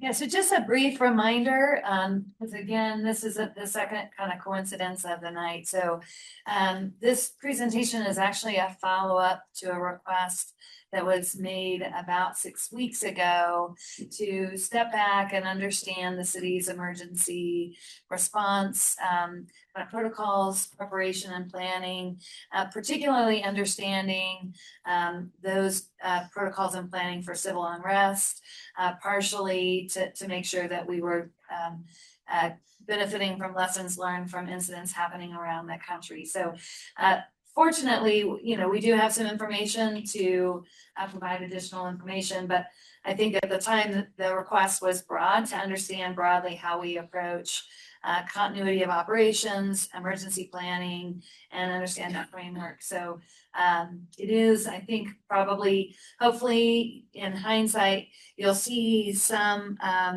of the references of our planning systems in our response in our emergency last week. So with that, I think I am giving the floor to Brian, right? Are you the kickoff? I believe Chief Reeves is kind of Reeves is, okay. starting us in, and I'm swooping in to take over. Thank you, Mayor, members of council. Tonight with me is obviously Chief Baird, Thornton Police Department. We have Emergency Manager Ryan Doyle, Chief Steve Kelly, and then hiding over there, and he is part of the presentation, and is Deputy Attorney Adam Stevens. So tonight we wanted to give you the overview. I know I was here a couple weeks ago to kind of give you a snapshot of what you guys are going to be able to see tonight when we have it. And so we're going to go actually a lot more in depth to what that information was. But if we wanted to go really, really in depth, a lot of the things you're going to see, a lot of the training, a lot of the systems, a lot of the pre-planning that goes into it, you're looking at months and months of training, not only with the fire department, the police department, and the kind of training that we not only put from line level all the way up through the chief. And a lot of it you'll see in here. I know that there's the one thing that we're fortunate of is both departments are accredited through some national accreditation. And one benefit that gives us is a lot of the systems you'll see in here, as far as a lot of the plans, it requires us to keep them up to date. Not only would we want to, obviously, for our response to these situations, but it being a requirement, you don't pass your next inspection unless you're able to actually show proofs that you've kept these plans in place and that they're updated, and you're actually tested on them, and they come in and they'll actually audit through your files. So as you're seeing them, that's kind of how we get the reassurance to, give you back the reassurance that a lot of these are truly up to date as we go through. So tonight we're going to talk about obviously the background and where we've come from. We've always had emergency plans in place, but obviously they've evolved throughout that. My 35 years here, we started with emergency plans, but a lot of it wasn't at the time. We weren't in computers. We did a lot by, pie charts and note paper and stuff like that. And so it's really evolved to what it is today. We'll look at the continuity of operations. We'll look at state and federal roles when it comes to emergency planning and crisis communications.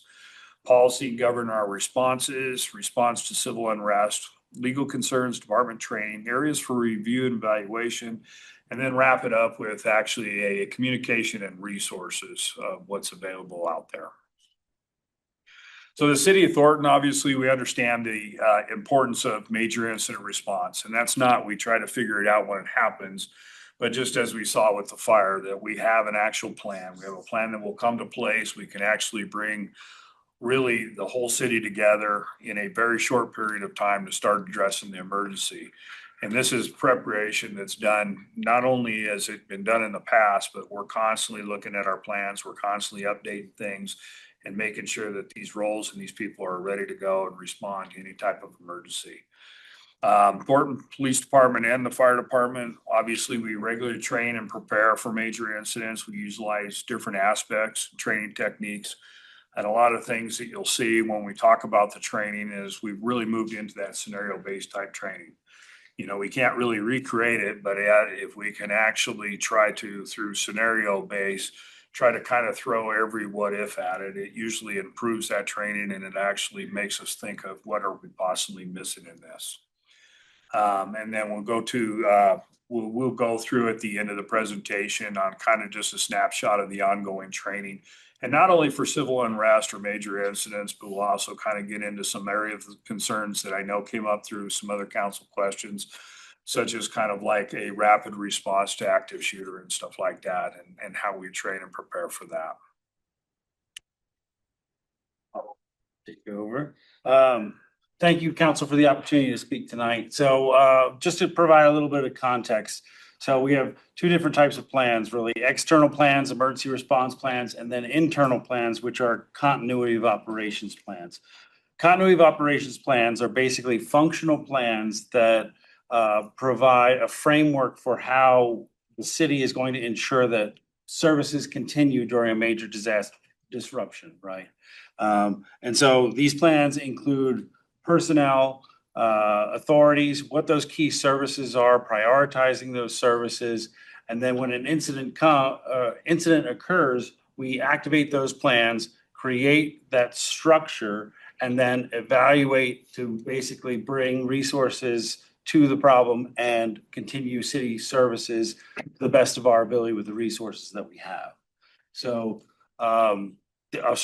this is some of the contents that are in those continuity of operations plans. So everything from the authorities to the communication, orders of succession, facilities, if we're moving facilities, if something happens to one building, we're moving to another. And then we right now have 34 department and division continuity of operations plans that are specific to those departments and divisions. And those basically make up the umbrella of our continuity of government plan. And so those plans are assigned to individual representatives from every department, and they review and update those on an annual basis. I support them and review them as well. And then we also provide one-on-one training for any new representative that takes over the planning process. And around every 3 years, we try to provide kind of a citywide training, kind of a cohesion to show the importance of why we're doing this level of planning. I would say the only thing that interrupted that was COVID, but that was a huge test of our continuity of operations plan. So yep, there's that. One thing that we're also doing this year that's a little new is in the evolution of trying to continue to improve our planning process, we are actually transitioning all of our plans over to a new platform. And in the process of doing that, we are going to do a complete dive into each plan for completeness, for efficiency, and make sure that it has all the contents that we want to have in the plan. Additionally, we're going to work to get commitments from every department to make sure that they are updating those on a regular basis. Like our workloads are pretty heavy, and this is actually just another thing that's on them to do. And so I work with them to try and get through the updates. Oftentimes, unless there's been a structural change to the department, it's just updating contacts and staff that have come in and out. And then also too, which is also on me, is trying to integrate into future scenario exercises impacts to city buildings and our ability to not only address the external event that is occurring, but also coordinate the internal response to make sure that city services are continuing and practice those in exercises. So some of our key partners when it comes to major disaster response, obviously we have the local level, that's us and that's the county. And we work with the county on a regular basis. What you don't probably always see though is the state coming in to support, right? So we have a state field officer in the Department of Homeland Security and Emergency Management that I work with on a regular basis, weekly, talking about everything from during blue sky days, right? Training, mitigation, trying to reduce impacts of future disasters, preparedness, education for the public, planning efforts. And then during a major incident, I am in direct contact with the state as well as Adams County on what we're seeing, what we're impacting, what's impacting us, what resources we potentially might need. And so we do that coordination both during the incident and then after. They are one of our main support mechanisms for getting recovery funding through the state and through FEMA. Additionally, we also, like I mentioned, coordinate with the Adams County Office of Emergency Management, but we also coordinate with the state EOC when they are activated as well. So that may be mutual aid requests. So it might not be an incident in the city, but we are coordinating through the state EOC as well to provide regional assets to support our neighbors. One of the key mechanisms in getting state support and federal support coming in to us is really that statutory mechanism of getting a disaster declaration through.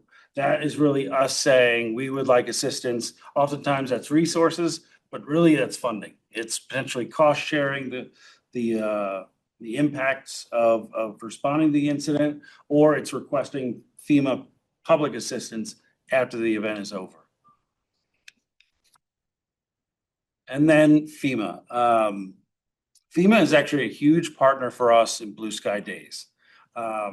They provide mitigation funding, they evaluate our plans, they provide standardized training through the National Fire Academy and the Emergency Management Institute in Emmitsburg, of which we've all been to. Best practices guidance, so lessons learned from all the major national incidents, consolidating all that information and sharing it nationwide so we can all learn from everyone else's lessons, as well as providing kind of doctrine for emergency management. So kind of how we operate in emergency management. FEMA is the main source for that. Because if not, everyone's doing their own thing and no one's learning from each other. And then during major incidents, they are there to provide additional resources, whether that be Task Force 1 or other search and rescue, or really recovery funding. And that's a huge mechanism for us as well. In the last 13 years, we've had 3 federally declared disasters: the 2013 floods, the 2015 floods, and COVID, of which we've received over $8 million in public reimbursement from that. So they've been a huge partner with us on that as well. And then one you might not know of, but we work with them every day and I have them on speed dial, is the National Weather Service. The National Weather Service is a key partner for us for situational awareness, for forecasting.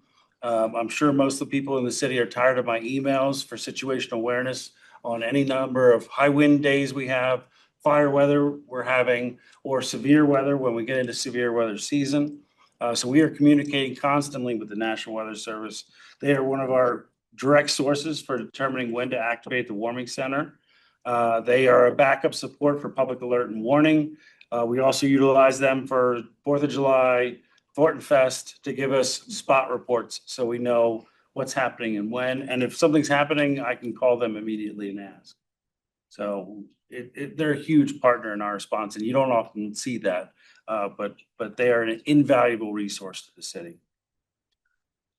Then I will pass this back to Jim. Before you move on from FEMA, Sure. I have a couple questions. So how has the FEMA support and funding changed over the last 2 years? And if there's been any major changes, how has that impacted our local, our various emergency management plans? Yeah, so there's actually a lot of direct impacts. I would say the first is training, right? So EMI and the National Fire Academy, I've had classes canceled, certifications canceled. I know a number of our fire staff have had things canceled on them as well. They also not only provide an opportunity for us to go to the Institute and learn directly from the experts, they also provide regional training. The fire, police, EMS, emergency management, and actually growing into utilities, mass care, so our Red Cross, our nonprofit partners, and they provide these trainings free of charge. So without FEMA there, we are not getting that large scale regional coordination. I mean, we do it through our partners, but we're not getting kind of an umbrella support mechanism for planning, for response, for training. So that's one of the major impacts that we've seen so far. And then So all that stuff is decreased? decreased, yes. I would say it's wavering, and right now they're in a partial shutdown. So again, the collaboration, communication is kind of non-existent, and so it's wavering. And the concern there is if we don't have FEMA and we don't have standards being pushed out at the national level for emergency management, and that is another major concern. Has there been any conversation at the state level to fill in the gap? I know there has in other areas of the change in government agency policy, but any conversation at the state level about that? There definitely is. I think, as you know, the state is also in a budget shortfall as well. So they are trying to figure out where we can make up. So not only are they, without FEMA, are we getting less training, less resources? There's also a fund that does fund some jurisdictions in their programs, known as the emergency EMPG, the Emergency Management Performance Grant. That was impacted, and that goes to every county. So that pays for staff, training, and that has been lost. So I do know that the state is working to take a portion of that cost and provide some funding to our county emergency management programs, but I don't know if it's sustainable long term. Do you think, last question on FEMA, do you think there's anything that we should be looking at in terms of our next budget to make up for it as best we can to make sure that we don't completely lose all those benefits that you just listed? Yeah, I certainly think with this, when we look at the 2027 budget, make sure we're capturing if there are any gaps. And I think that from a state and a regional level, we're still kind of understanding what those gaps are going to look like. Especially one example is urban search and rescue. As the training funding has changed the format from being really FEMA focused to a pushback to more the local or the regional level. As we understand those gaps, we'll be bringing those forward. Yeah. I would say there will be a gap at both the state and the county and the local level that will have to be brought up somewhere if FEMA and the federal level is no longer supporting in that level of that funding source. Getting into crisis communication, the roles and responsibilities, and this isn't just exclusive to any type of civil unrest, but really any major incident which either police and fire or the city itself will encounter. About a year ago, I recognized that truly the need in the communication, there were some gaps in the police department for probably since I've been with the city over 34 years. There's always been a sworn, which is a police officer who's been in charge of our PIO.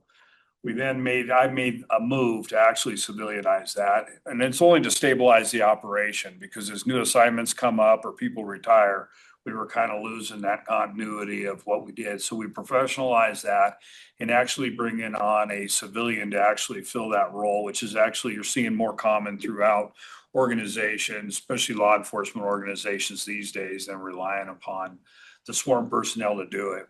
When Chief Baird got here, he actually looked at development of the police and a specific crisis communication plan, saw that we were lacking in really a robust communication plan. We had one, but it wasn't anywhere close to what Chief Baird saw a need for. So that thing started getting developed a few months back, and it's still kind of in the works. It's very far along, but it actually gives a lot more context to the kind of communication that needs to take place, not only internally, but with the city as well as out into the public and the communication. We also looked at assessing resources and partnerships out there in the community. And what we've had is our PIO, there's an interconnection now with PIOs throughout the metro area. And so, for example, when the bombings happened over there on the Pearl Street Mall where they had it, our PIO was instrumental in being assigned to Boulder. And she was actually assigned to one of the families, one of the victims' families. And we're finding now that with multiple victims and just kind of an ever-changing scene, you want to actually start utilizing those resources to assign specific PIOs to every family, assign them to the actual emergency event itself, assign them to the fire department, the police department, so that there's multiple PIOs working kind of under that umbrella of the emergency operations, which is now, if you see that kind of role taking place, it's really increasing the amount of communications that can get out in public in a very timely fashion. And plus, we can also better work with the victims of any type of crime in doing that. Looking at the rave alerts and IPAWS, the reverse 911 systems and the notifications.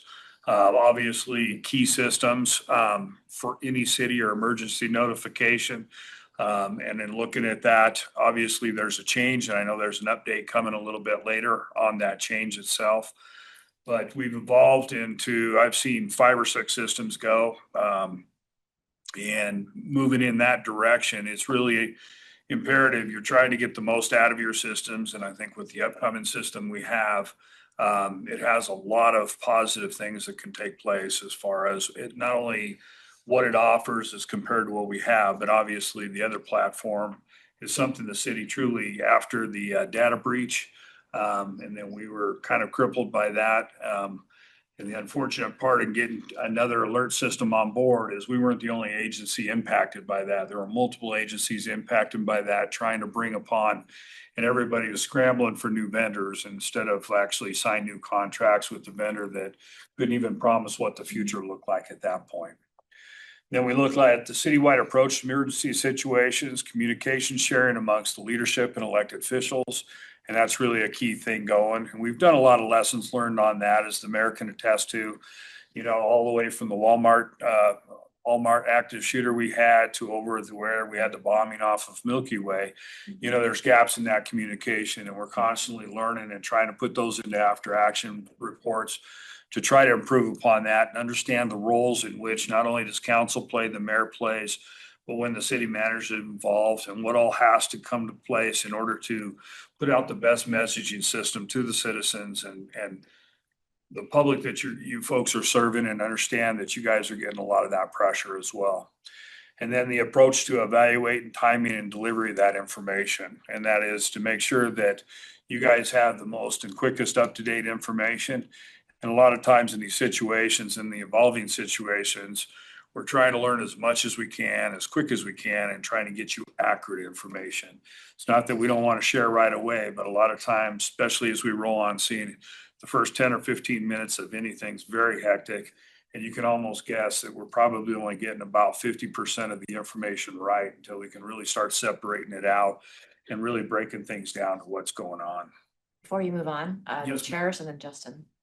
So can you explain to me this, iPod system, the Raves alert, and this reversing on? You might want to hold that. We have an update for you on Rave tonight, so you might, okay. I can provide content on that. So IPAWS is a federal system. It basically, unlike our newer system or even Code Red before, it's based on proximity to cell towers. So it doesn't require an opt-in, someone to opt into the system. It's just based on where you are proximity to that cell tower.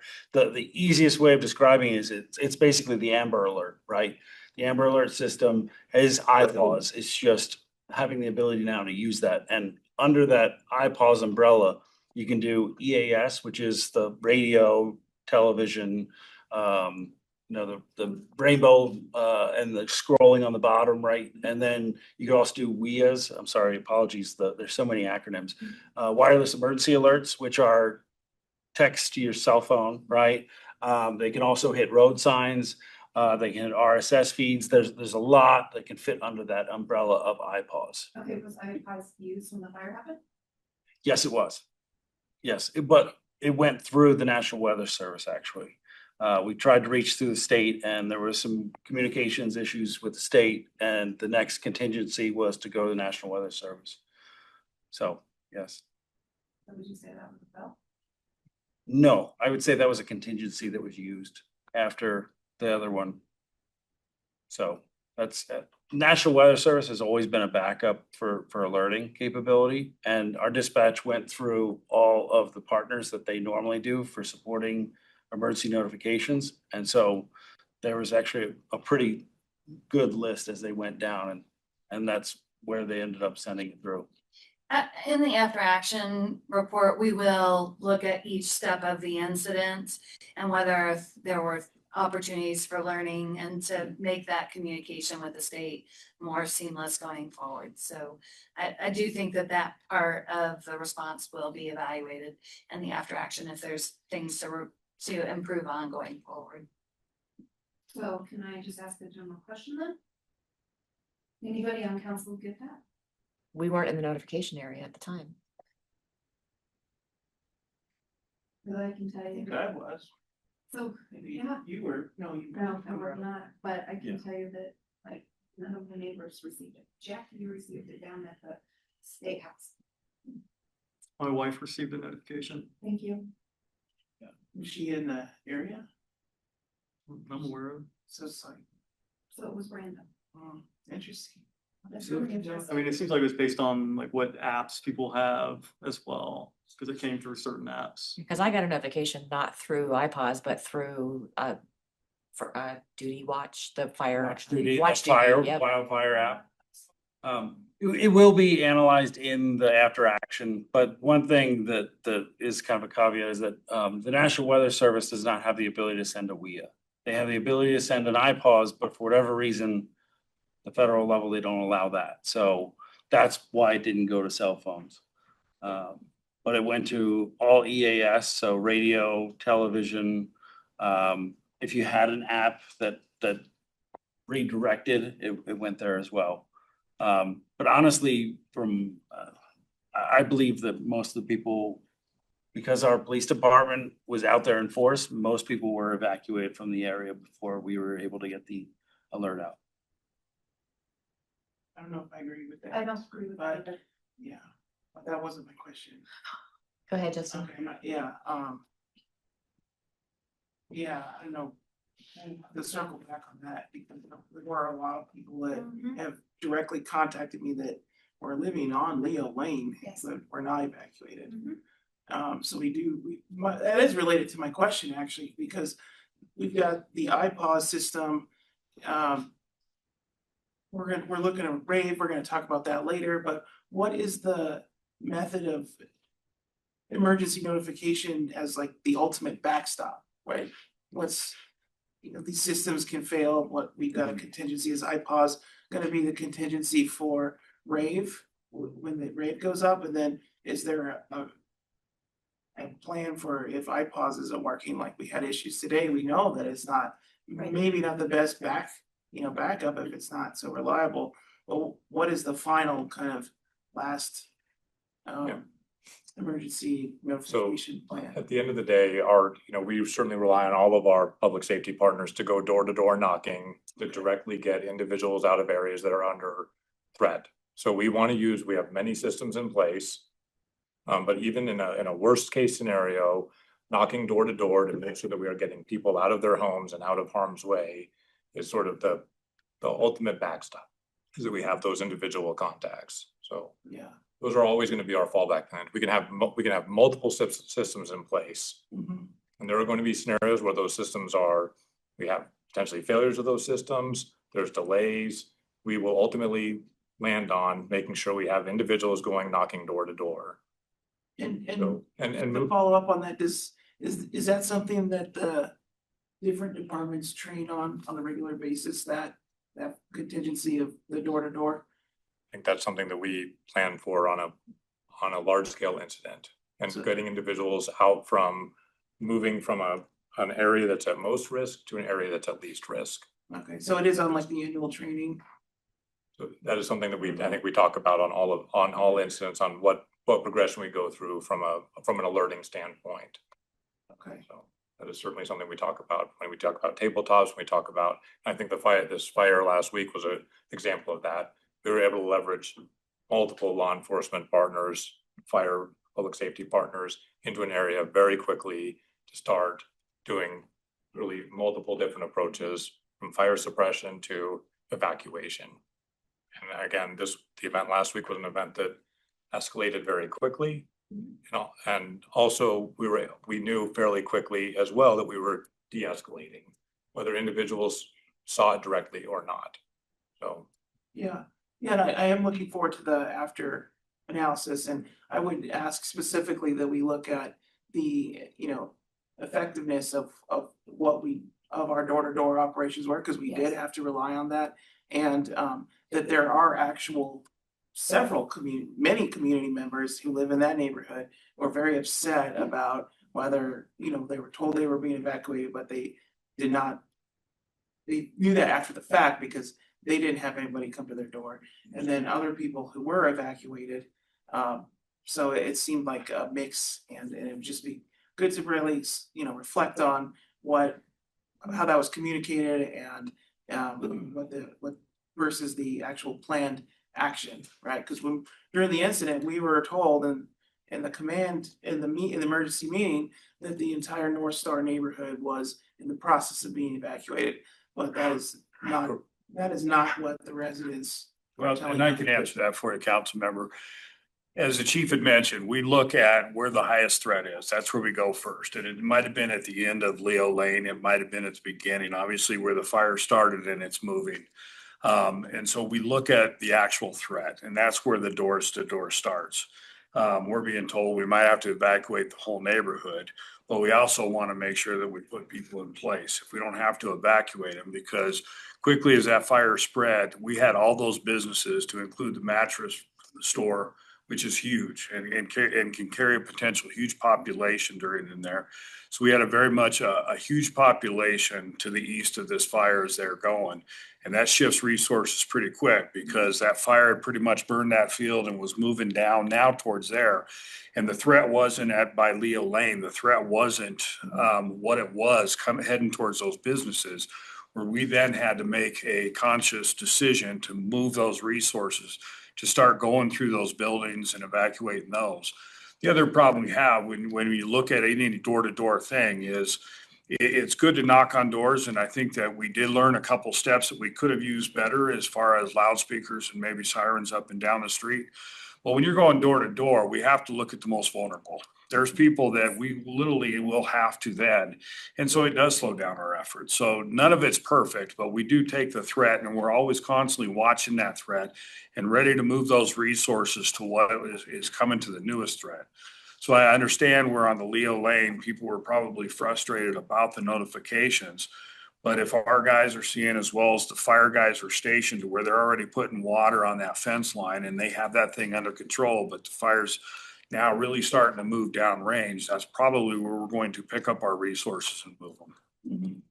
So just to reinforce, again, it is, in hindsight, we always know more about an incident after it has occurred than real time. So if there are concerns that people are hearing from individual homeowners, I think those folks could reach out to Ryan just so that we have those addresses, so that we can assess. And, ultimately, again, whether it was a purposeful that, those weren't prioritized sites, or if there was some kind of miscommunication in the field. So while it's helpful to have the information in the abstract, Ryan, are you the right person for people to get in touch? I'll be helping you If we can, coordinate. if we can get specific addresses where people felt like they should have gotten, a door-to-door notification, then we can pull that information into our after-action evaluations. What do you guys do about? Oh, hold on, Drew had pressed his button first. We'll come back to you. Go ahead, Drew. Thank you. Thanks for this presentation so far. A couple of quick thoughts on the after action review. When should we expect that? There's a number of steps to it. So I think we're still, and there's a number of different components to it. So there's gonna be a city after action that's gonna look at internal city processes, and we're gonna have an operational kind of fire response. We'll also have a law enforcement after action. Okay. Once we are able to tie up, once we have, and we're still, again, we are less than a week away from this incident. Yeah. So there's a lot of information to gather. So I don't want to give an unrealistic expectation or set a date and say, this is when we'll have a formal document. Yeah, for no, you. that's So, and it totally may be, understand that. And I'm not asking for it tomorrow, just an idea on the time frame. And then just like a couple quick thoughts on the after action itself. I think it's important that we all council understand that there will always be learning that happens in any kind of major event, no matter how well it went and how well we did in preventing loss of life and loss of residential structures. So I would encourage your team to be as candid and real about how it went down from your perspective, so that we are not trying to create a report that is fluffed in any way because we're afraid of what council might say. Because, I mean, we are very much working together on this, and we know, and we should always expect that there is going to be learning that occurs, because nothing ever happens perfectly. Plans are plans until stuff goes down, right? And that's just reality. So I'm saying that to encourage, like, let's get as real and honest about the event, and wherever lessons can be learned, let's dig into it and embrace it and just get better, because we're already very good and we can always just get better, right? So I just wanted to share that. I'll add one thing about lessons learned. The Marshall Fire, we're a number of years removed from the Marshall Fire. Chief Hobbs, who's here behind me, is right now going through reviews of the after action from the Marshall Fire with best practices that are still being developed when it comes to wildfire responses, conflagrations, and these types of events. So it is a process. Understood. Thank you. Right, Cherish and then Devin. Okay, so when you guys do your training to even just knock doors or all your stuff that you do you really think about medically fragile people? There was medically fragile people in there that weren't able to get out their necessary equipment. You know, there's a lot of elderly that don't even own cars. How do we expect them to move? So yeah, that is definitely part of our considerations in planning, right? The resources that we need to potentially move those folks, also identifying those folks, right? And actually we had that in mind when we looked at this new notification system. It has the ability to collect that data if people are willing to share it, on access and functional needs, language, medical conditions and things like that for every regular 911, let alone a larger incident. So it is definitely a part of our analysis and improvement. Okay, but you don't, in South Thornton, a lot of us don't even get internet. A lot of us have flip phones. A lot of us are not gonna sign up. You are missing a large majority of these people. Last time when we went through this, we talked about having 150,000 people, you know, here in Thornton, but 10% of the people had signed up for Code Red. We are epically failing our city. So again, if we could just get some patience, we actually have an update on rave, and we've heard all the concerns about Code Red. The goal of the rave project was in part to address those concerns. So I do think that the discussion about alerting will be better served in the presentation on rave. All right, I have Devin and Drew. Thank you so far for the presentation. A couple of things from my side. As first off, I think you guys did an amazing job reacting as quickly as you did, so we don't end up having a situation like the Marshall Fire that happened. In my field, I deal with a lot of the same kind of simple situations where you plan for one thing, but plan versus reality never works out the way that you actually think it's going to. So I understand that there's, to Drew's point, there's lots of different lessons that's going to be learned out of this, and I'm glad you guys are taking into consideration and learning off of it. One of the things I would like to ask is that when you do your retro and kind of go back through everything and see what happened, I would like to know where, if we can, where the failure was at the state level where we couldn't use that system in place, because that's where the state failed us, and I would like to know why. Sure. One thing I meant to mention before was I really like this, on the police communication thought, where we talked about, we're creating, when an incident goes down, we're creating like a public information officer kind of network that branches out and this role kind of shifts. And so with this incident last week, it seemed like council kind of fell into this kind of PIO role, because we're receiving information. People are asking me like, hey, what's going on? And I'm pushing out information. And it said we don't have operational control of anything when it comes to emergencies. I see that we do as a council, like we become a PIO essentially for a community, for the people that are reaching out to us. Is there a way to incorporate that into just, that becomes like a role, like that's SOP, right? And I appreciate how the kind of communication from city manager went out and said, hey, this is what's happening, proactive steps, like, here's the meeting we're gonna all step into. That was all really good because it kept us engaged, and I could at least push out, hey, we're getting a meeting at 1:30. And people say, okay, something's going on. There's like proactive steps happening from a communication standpoint. So I would like to kind of codify or solidify like that.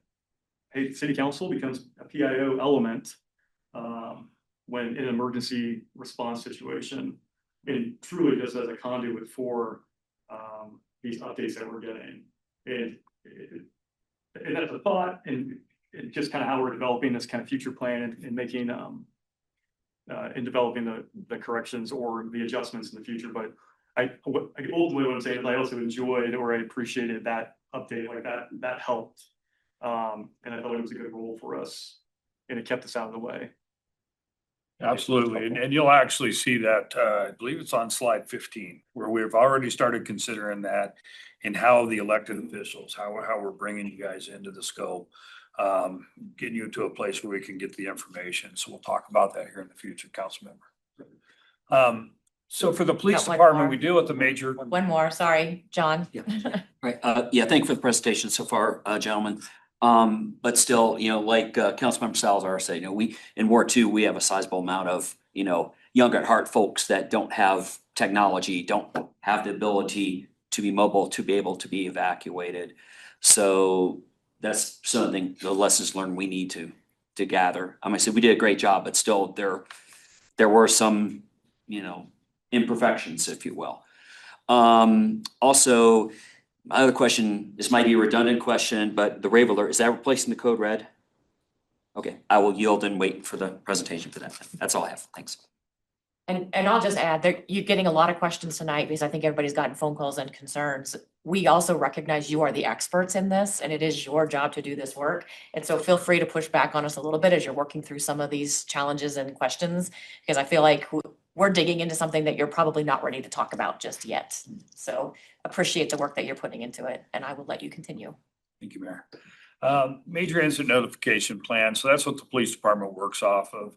So any type of major incident, if we get a shooting in the middle of the night, homicide, we have some incidents such as the fire or major incident.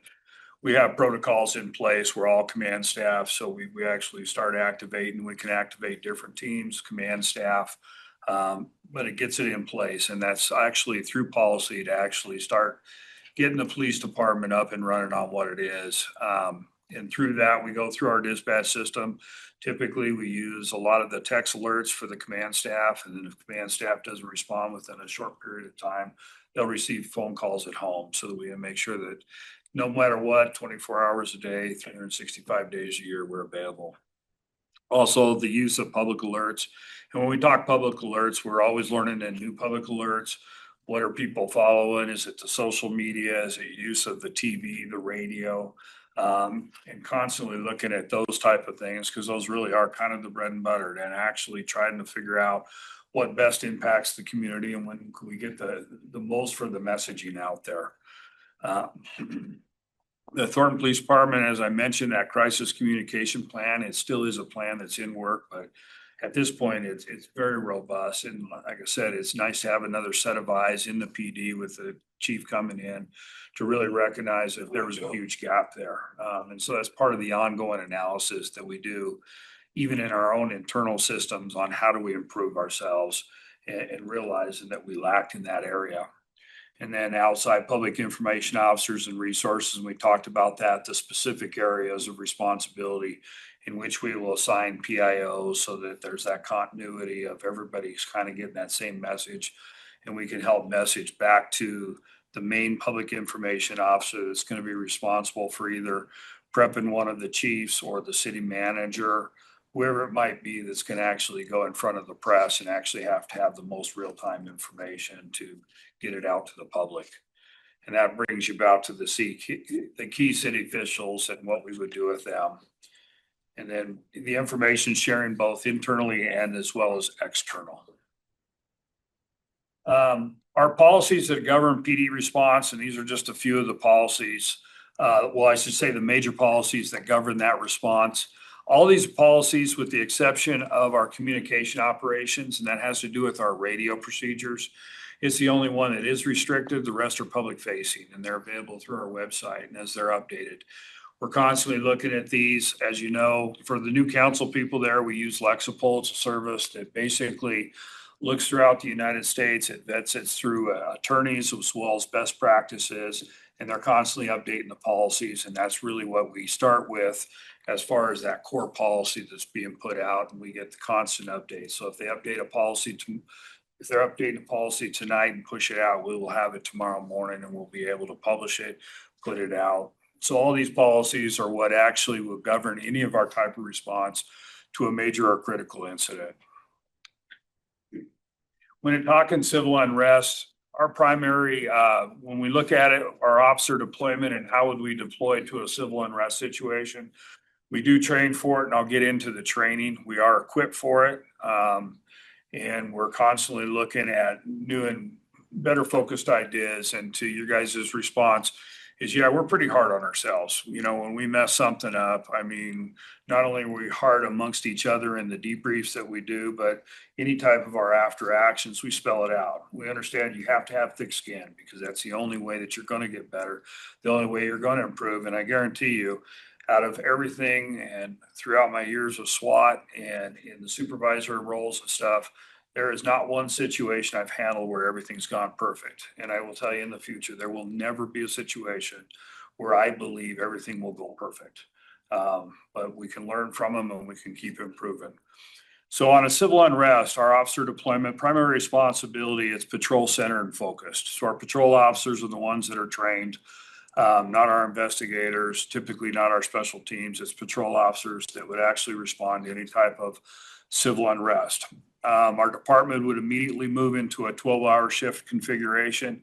And this would even happen that if we had a situation like if it was unfortunate, like the Marshall fires and this fire continued on, we move into these 12-hour operations. And what that does is gives us an entire swing shift that can actually function out there. So for civil unrest, our swing shift operations would actually move to deal with the civil unrest. And we can split that team into two 12-hour shifts. Well, our days and our nights are working 12-hour around the clock, or they'll work 12-hour shifts before they're being replaced. So it frees up somewhere between that and the special units. We could free up somewhere about 60, 65 manpower as far as resources go, and actually to deal immediately with the situation. But also we have a lot of agreements out there as far as mutual aid goes. And that those agreements are basically without the jurisdiction. As we dive into this, and as the city manager had me put this presentation together, that is probably one of our weaknesses that I see yet. When this fire went out, we had multiple agencies, multiple cars. We probably had, I didn't get a correct account, but as far as law enforcement, when you're talking police cars themselves, well over 100, to this event. We're very fortunate in these mutual aid agreements, but the one thing we don't have in place is true written communications as far as mutual aid agreements. And that is one of the weaknesses that I did determine when putting this together. And we'll be working with the city attorney's office on how to strengthen that up and get other mutual aid agreements Right now, we're fortunate if we call, we make a request, those agencies come, but we want to make sure that we collectively get together and ensure that what we have for the resources and they'll always be there. We can also use additional operations specialized units, either from our traffic to our special investigations team to our detectives, SROs. We have a lot of resources through that, as well as we have resources through the city. You know, infrastructure and streets are a huge resource to us as far as assisting us with some of those outer perimeters and blocking off streets and stuff, which then frees up the officers to actually deal closer in with the incident itself. Our officers work in crowd control when we're dealing with this. We communicate through a command center, and that's where the direction comes from. So when we do a command center, it's different than what any of you that came here. We run an emergency operations center through the city, but what we run on scene is we will run a command center. We have two types of command centers. One that if we had a civil unrest, we would be doing a command center, which would obviously involve fire and other resources. And then we have separate from that a tactical command center, which is actually making the decisions on what they're seeing out there with the crowd that they're doing. And that they will actually be making the calls on what kind of involvement our people need to have with any type of civil unrest that's going out there, and relate it back to the command post. The command post there, it would be kind of a bifurcated system when you're starting to talk other resources.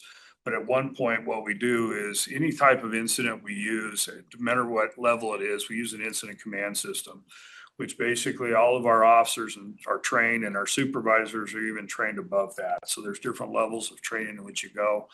But we move to that type of incident command systems. We work closely with fire so that we have those type of resources available. And fire would be involved in any civil unrest. Anytime we get a barricade person, we actually start working closely with fire that they're on scene. We have those resources to render first aid and medical assistance just as soon as we possibly can in anything like that. We work under supervisors in the field. So if we actually have to have anything of like you're seeing in Minneapolis, or you've seen some of the protests in Denver and stuff, we have boots on the ground. We have supervisors attached to our lines, to our officers out there, so that we have immediate supervision. So it's not something that we're communicating back through a command post. We have the ability to live stream body worn cameras. All of our body worn cameras can actually live stream, so we can get that back to the command post for real-time information. And then we have a variety of equipment and resources available, either through existing equipment that we have through the city itself, or through, again, mutual aid requests. Some of those are for formal requests and some aren't, but we will be looking to take those and make them into formal requests here in the near future. And all that relies on, I put down there the logistics officer. Working through an incident command structure, it really helps because you don't have me as the incident commander trying to organize all this. I just say, hey, there's a need for road blocking. And then the logistics officer is responsible for getting those resources in there. And it really works really well. We could go really in depth with it, but it gets to be a very complex system, but it works extremely well when it's done right. And then obviously our guys are given clear direction as well as rules of engagement. And that all comes through those supervisors on the field. When you look at civil response and on-scene personnel, primary responsibility obviously is always going to be to serve and protect our community. We respond to emergencies, preventing crime and building trust, respond to outside agency situations that impact public safety. This has been the one thing, if for those of you who remember when ICE did come in, they came over and they had the one operation where the crowd got kind of unruly. It was over there at 2100 West 100th in the mobile home park. It was essential that we went out there. I truly believe, because I was on that day, I was actually the one that was given the phone call and the direction that we're going to go over there, and we're going to. But I believe when we got involved in there, it really brings back, and it comes back to that safety intervention and that de-escalation is what we were able to accomplish out there.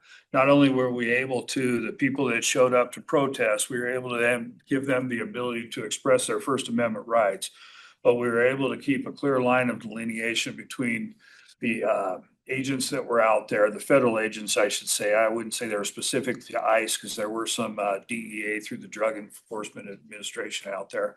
But we were able to keep a clear line. Not only can we keep our citizens safe, but we gave them the opportunity to express their First Amendment rights.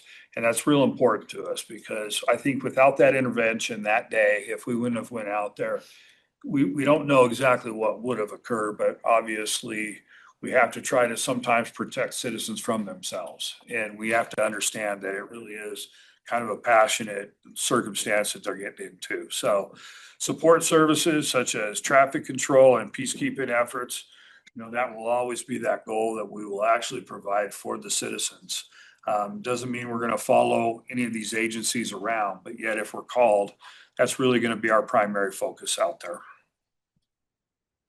Oh, as well as, let me just mention one more thing, go back there, it's access to, without that, you're seeing some, and what we've seen across the country, it's trying to get medical in so that if somebody does get hurt, our key is to actually make sure that we can get in there as quick as possible so that we can get medical to whoever might be, injured in there. We've seen some delays throughout the country in that occurring. And I think it has to do with there's just lack of intervention into that public safety factor of the crowd control. So we have immediate activation of the command system. And when we talk the ICS, that's command, operations, planning, logistics, and finance. And that's what we talked about of setting any of those logistics up. And when that system works, it works really smooth. It actually takes those manpower and it actually kind of just facilitates the work out so that that command operation can focus in on exactly the operation at hand. As operations move from the ITS and we start getting into bigger operations, and the fire is a good example of that. You're talking larger scale or multiple day events. We're going to move to an ICS. We're going to move to emergency operations system such as the city. Because it might take a lot more resources. When the PD goes out to something such as a barricade, we'll go out there, we'll call fire. Fire will actually come out there and work the command post with us until we can get the barricade resolved. When you're talking situations such as a fire, it's probably it took street operations, it took water, there are multiple city functions and there could be multiple state and federal functions that need to get involved. So we actually upped scale of that. And so the ICS and the Emergency Operations Center can move into a bigger system. And that one was activated immediately, which I thought was a phenomenal idea. Communication Center, we moved the event to statewide radio channels, and this is just for interoperability with other agencies. So we have that availability to move everybody over. So we're not trying to operate off of different channels, and we can kind of coordinate our approach to that. We did utilize that during the fire, and we utilized that quite a bit when we're dealing with the agencies around us. Communication Center backup and call rolling, we still use AdCom. We go through AdCom. They're responsible for truly our radio system when it comes to the towers and all the infrastructure. It all comes through AdCom. We have our own dispatch center, but our radio system goes through that. But our call rolling can go down to AdCom. So in the event that we have something at this building, one, we could roll the calls down to AdCom so we could still effectively dispatch, as well as we have the ability to move any of our communication center offsite and actually have to a command center and have full functioning dispatch so that not only for the incident, but for anything that's occurring on the street. And then the council role. This is where we talk, Councilmember Morris, receive information, updates, and support staff. And we recognize the need that you guys are dealing with a lot of constituents and they're going to get with you. And I think that this is an area I know I speak for myself, not necessarily under Chief Baird, but I'll speak for myself under being a deputy chief as well as interim chief. I've lacked in this area. And this is the area where I've wanted to improve and really try to figure out what do those efforts look like. And I think with Kylin over there as a PIO and understanding the resources we can bring together in the PIO network, I think we can make some great strides in this as far as how do we support those efforts? How do we get the most communication out there? And how do you guys get that information out to any of the citizens you might be serving? The one thing I would ask on this that's very important, that information that you're getting, the best place that you can get that information is just like we did with the fire. If we have a collective meeting point such as the city, or if we're able to do it via the teams or something, coming out to the scene just doesn't help us at all. It almost hinders operations if you roll out to the scene. We have other concerns that we have. There's citizens out there. When we're trying to do those operations, we would just ask that there be a meeting location outside of anywhere where the emergency command post is. Because there's just a lot of operations going on, and you guys, unfortunately, it's like with council security, until we can make sure of your safety, because you guys are a figurehead for the city. And that will actually detract our resources of what we're trying to do out there. So if I could ask anything of you, is that would be the one thing that you could do for us. And then if we have you all centralized, we can get that communication piece, and I think we can make it a lot smoother than trying to feed, in different areas, if that makes sense. And I'll add to that, it's extremely helpful for us to know that our job is to stay out of your way. It also was very helpful to have Tansy giving us updates, because as you said, in the past, that hadn't necessarily happened. And so we were kind of in the dark and trying to figure out what was going on. And so sometimes the only way people felt like they could get information was to go to the source. Taking that piece out of the equation makes us feel better about not being nearby, because we know we're going to get those updates. And so it's easier for us to step back, stay out of your way, let you do your job, because we know Tansy is going to give us an update. And that means we don't call you, we don't text you, we don't go to the location, we go to Tansy. So.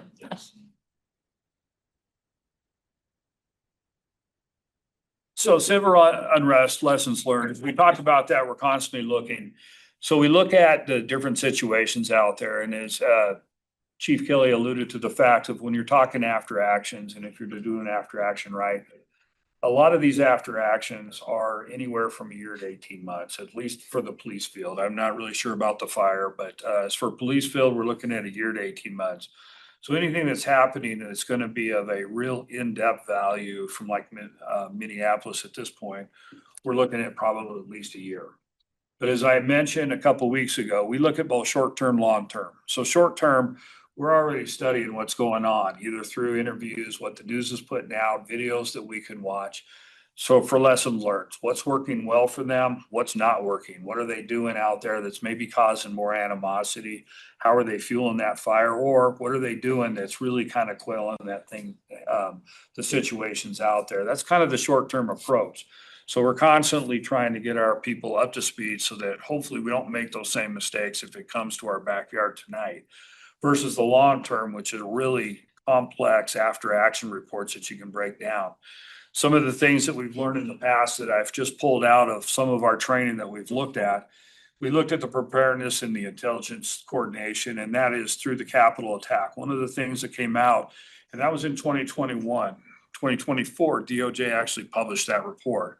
But one of the big things is that information was never shared. So nobody really had an idea of the totality of what that day was going to turn into, because there was pockets of information out there, but it wasn't shared amongst each other to actually come up with a collaborative approach on how to better coordinate the things out there at the Capitol attack. You look at any interagency collaboration. When we get this information, do we just wait on it to make sure, are we going to wait on it to actually see if this is going to evolve into something, or do we actually start pre-planning? I can tell you what we do in Thornton. We start reaching out to other agencies. We reach out to our fire personnel. We reach out to our partners, and we start pre-planning, and we do the what ifs. We will continually do what ifs this. I call it like raising a 5-year-old. It's kind of, well, what if, what? They just constantly ask those questions until we get there. And that way we can actually coordinate resources prior to it getting out of our control. If we have that information and we're predicting that something could come here. Use of force and crowd management. In the past, we looked at militarized tactics. Today's is basically a de-escalation. It's training and allowing them to express their First Amendment rights. Public trust and transparency. Not only is the after action, but what can we do to actually put out information as well as body worn cameras and other things post incident. And then obviously operational flexibility. And that's what we do pretty much on any type of critical incident. We start staging medical. We start anticipating what resources we might need once the incident's resolved or as it progresses. what we might need during that incident itself. When we look at this and information sharing, this is when we were reactive. A lot of departments were reactive. Now they're actually using integrated type of fusion centers for life safety events. For the fusion centers, kind of an example of that is all the safe detail reports that come through schools go through a fusion center. So what that allows us is if somebody's at home tonight and they see information in New York that there's going to possibly be something like a Thornton school, they can actually report it to their police department. It'll be vetted through the fusion center. They'll call our dispatch at any time of the day or night at 2 a.m. Then we start waking up our SROs, our SRO supervisors, and we start working on vetting this information long before the doors of the school ever opened up. So that's where we've learned as through agencies, not only at municipal, state, and federal in the law enforcement field, that sharing that information is important to get ahead of that. We also look at crowd control. We talked about that. The old school of thought was mass arrest, riot control. Now it's de-escalation, and it's basically targeted interventions. Meaning you've seen it on there where, you know, there's a lot of water bottles and stuff thrown. It's targeted interventions on when will we act. But our main focus out there is the actual de-escalation of those situations, finding that that works better than to really start moving into that crowd, because crowds can be a lot bigger than our resources that we actually have on scene. And then the integrated response, ad hoc coordination, we talked about that. It's pre-planning. It's getting other agencies involved. Communications, we were delayed, we were defensive. Now it's transparent and it's real-time updates is really where that mode has gone, is that the public really wants and they deserve those real-time updates. And how do we improve upon that? And then officer training, we were a lot tactical force. Now we're a lot of rights-based, as well as when we call it trauma informed. So what we're doing in a lot of our training, the rights-based has been really easy. Adam has been a huge resource to come in and continually update our guys on rights-based, and here's the rights, and here's what they have, and here's how you do it. We've also moved into trauma-informed, and what trauma-informed is, it's basically that psychological method of what individuals are going for. And this could be as simple as us going out to a death investigation at the house, and you have somebody that's just kind of losing it on officers. You know, in the past, officers would look, hey, calm down, hey, calm down. And now it's more of, we're trained to expect that type of behavior, and how do you manage that behavior, knowing that that behavior is not at law enforcement, it's not a defiant of authority, it's because they just lost somebody. And that works anywhere from a death investigation all the way to crowd control, just understanding their passion for a particular topic and where their emotions might be, and how do you best manage those emotions instead of looking at it as just a defiant of authority. And you're just saying, no, you will do what I say because we are the ones. It's looking and trying to manage those behaviors, if that makes sense. Okay, thank you, Greg. I'm going to talk briefly about legal authority for this. And as Greg mentioned, the Incident Command Center is important to recognize that both the police chief and the fire chief have the authority, but there's multiple levels of control, right? There's controls at the scene of the emergency. They have a localized, typically a command center that's nearby. And then there's the police command staff, ultimately at the EOC or other locations. City manager possesses authority both in Thornton City Code and by state statute.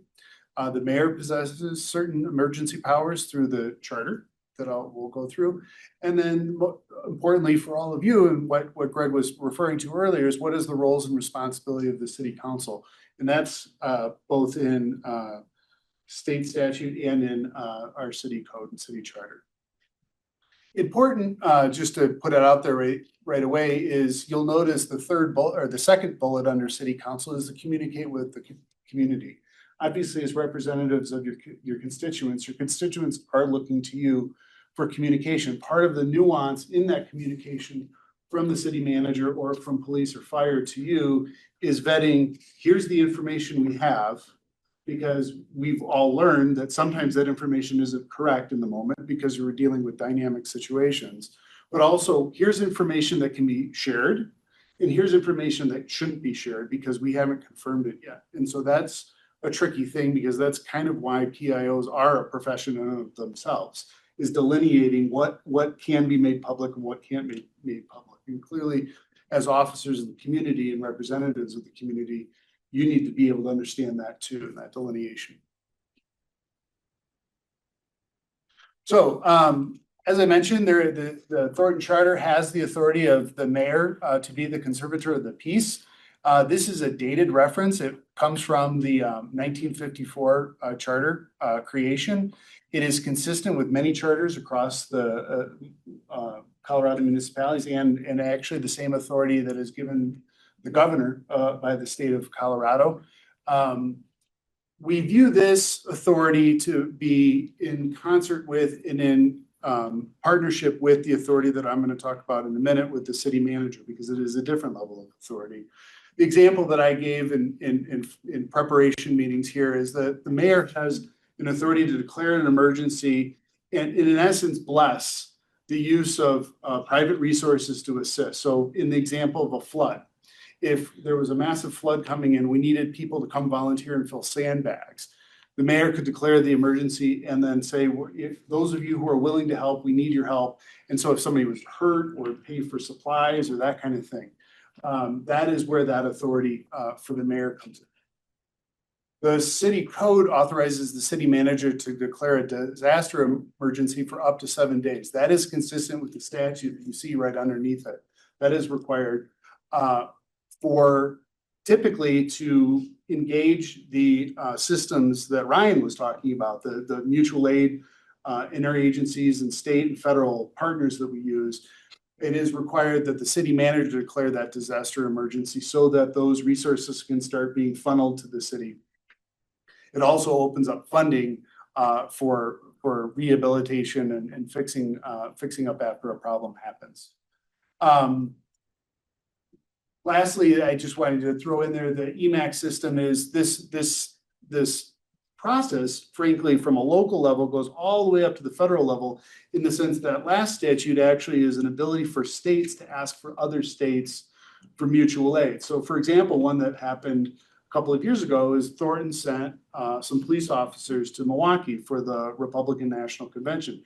That was under the EMAC system, which is a mutually agreed upon that all 50 states belong to, and that's you're able to shift. And it can be for man-made disasters, it could be made for potential civil unrest, but in the case of the RNC, it was just a predetermined request that we helped out with. Before you move on. Yeah. Drew? Yeah, quick question on the previous slide, back to the city council responsibilities, that third item, recovery governance. Is there a kind of deeper topic there? Well, that really is talking about the expenditure of funds is really where that comes from. So that when the mayor or when the city manager declares the emergency, and if the emergency is over within 7 days, then the emergency is over. But by law, the city council needs to ratify that. So both the mayor's decision under her authority or the city manager's under hers, both need to be ratified by the council. There's a time limit to that. And so the recovery guidance is really about the policy making that you're typically doing with the expenditure of funds, what our priorities are, what our plans are. It depends on the nature of the event. Has it ever happened in Thornton where there was a 7-day? Yes, the last one was COVID and 2015 floods. in the floods. Floods, got it, okay. And part of that was we didn't have a way to work online because our charter didn't, or our activity didn't allow us to have online meetings. And so we did an emergency review to have online meetings. And then the council extended that for the period of time. That was the council's role in it. City manager had other issues to deal with. With that, is there any training that we should expect for a situation where the mayor is in charge from through emergency powers and like a function that needs to be carried out? Is that required? Should it be? Is it recommended? It's clearly a conversation we can have, and we'd be happy to provide that training for you. I mean, I think it's important that everybody understands what their roles are, especially in the moment. As we learned just last Wednesday, what that looks like. People want to be helpful, they want to be assistive, and there's roles for everybody there. So I think that's something we definitely can work on. I do think that would probably be broader training than just recovery governance. I don't know that to the point. I think that is a varied thing depending on, and it's really us you helping us support whatever programs, capital, or whatever that becomes part of a recovery plan. Not every emergency is gonna have that kind of circumstance, but I know one of this upcoming slides, we will talk about future training opportunities, and I think that's certainly something we can continue to focus on. Great, thanks.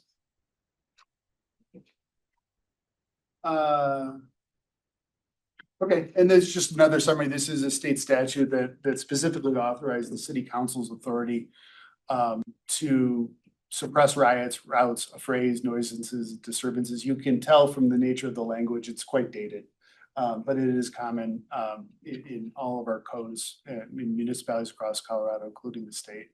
And I also did put in there is authority for the police chief alone to request or deploy officers to and from other jurisdictions for civil disturbance purposes. We do have an MOU in place with Denver Police Department for that purpose.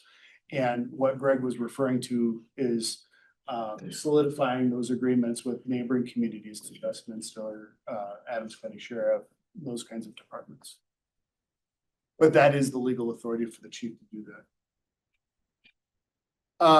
In 2020, following the protests after the murder of George Floyd, the Law Enforcement Integrity Act was passed by the state of Colorado's legislature. And it did a whole host of things. It was a very widespread act. Relevant to this discussion there was a certain provision that provided that police could not engage in these specific kinds of acts when trying to suppress a civil unrest situation, about deploying kinetic impact projectiles into certain areas of the body, the head, pelvis, or back, to discharging kinetic impact projectiles indiscriminately into a crowd, or using chemical agents, including pepper spray, prior to issuing an order to disperse. I would note that each one of those bullets are what all officers were trained before the George Floyd protests, and they are continually, that is what they're told not to do. This just codified that requirement because, as we have seen, and if you've read the Denver Post, this happened quite frequently, unfortunately, in Denver Post during those protests.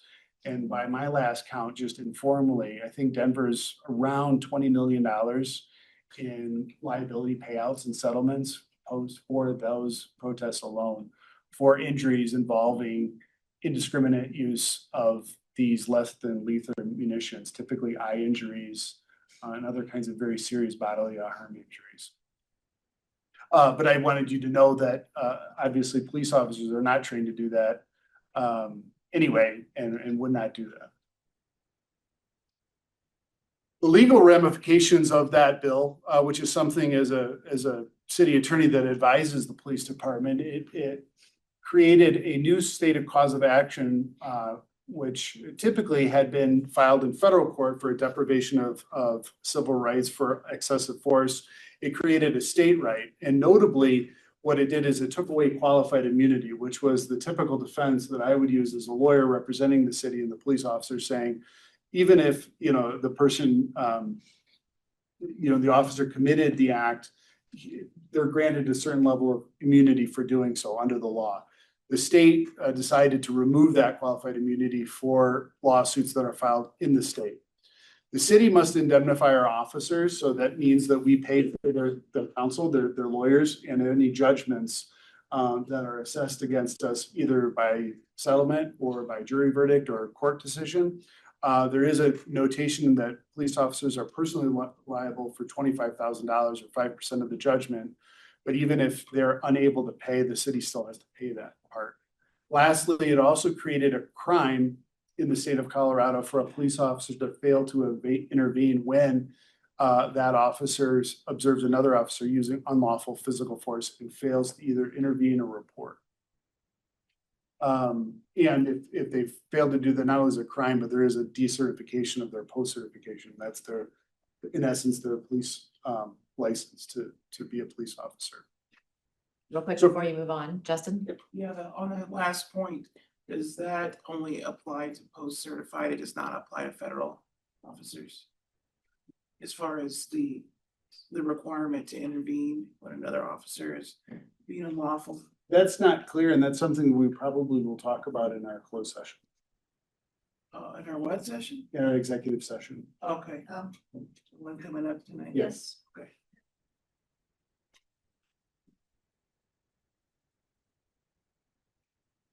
So the training, I'll go through this quickly. The training in which we have, you'll see the Metropolitan Police London Public Order Training. So we actually sent somebody over to London. It was cheaper than you think. He lived there. He has family there, so it just cost us some flights. But what we look at is thank goodness when we deal with crowd control or anything like that, it's a low frequency, but it's a very high risk activity. And so that's how we judge it in police work. But we wanted to actually learn from those that encountered a lot because they've gone through a lot of lessons learned. They've made a lot of different tactics and adjustments and stuff. And so it was extremely beneficial training. The other training that we're going through is now Post does require crowd control training through the Post Academy. And that requires all new officers to go through that training, as well as we had new equipment purchased for the department back in 2021. The annual training of selected department members. So on top of all that training and ongoing training, we actually use those swing shift officers for additional training in that. And we basically, that's a lot of it's scenario-based training, just taking boards and stuff and throwing it at guys and walking them through all kinds of different scenarios on that. When we're talking other training, and this was kind of another question I saw come up. Part of our other training is the annual training on active shooter and threat assessment. We're available for threat assessments, obviously throughout the city, whether it be residential homes, it be businesses. We're constantly working with the schools on any type of threat assessments. And it's something we offer not only through our SWAT team, but we've offered as part of our community liaison officers will either address those concerns or they elevate it to a higher level if they want a more in-depth threat assessment. We also do annual multi-agency exercises in active shooter. We're the primary agency that puts the one on over at Waterworld, which basically brings in every year. We bring in multiple agencies from all over the Denver metropolitan area for that exercise. Threat assessments and walkthrough of city facilities, staff training and emergency plan coordination through risk management, cybersecurity training and tabletops exercise. That's kind of in Ryan's shop, but it's more of a overall city, not just looking at the threat from a police, but threat from a city as well. And how do we operate through an emergency operations center? And then using obviously the ICS model and having that training. And as I said, there's different levels of training, not only for the police, but in the fire personnel. They have always, I think most of their firefighters, if I'm not wrong, have that higher level, whereas our officers start at a certain level. And then as you work your way up through the ranks, you take different levels of that ICS training. And those are week-long, 2-week courses themselves. Before you move on. Yep. Drew. Or Devin, sorry. No. She's just used to calling me out on it. Yeah. So one of the things that you had mentioned earlier was the safety tail program that you guys utilized. I love that program. My wife is a principal of the school, and I will also say at 2:30 in the morning, it is very annoying when it does go off, but it provides a lot of great detail when it does. The annual training on the active shooter, I mean, Thornton is no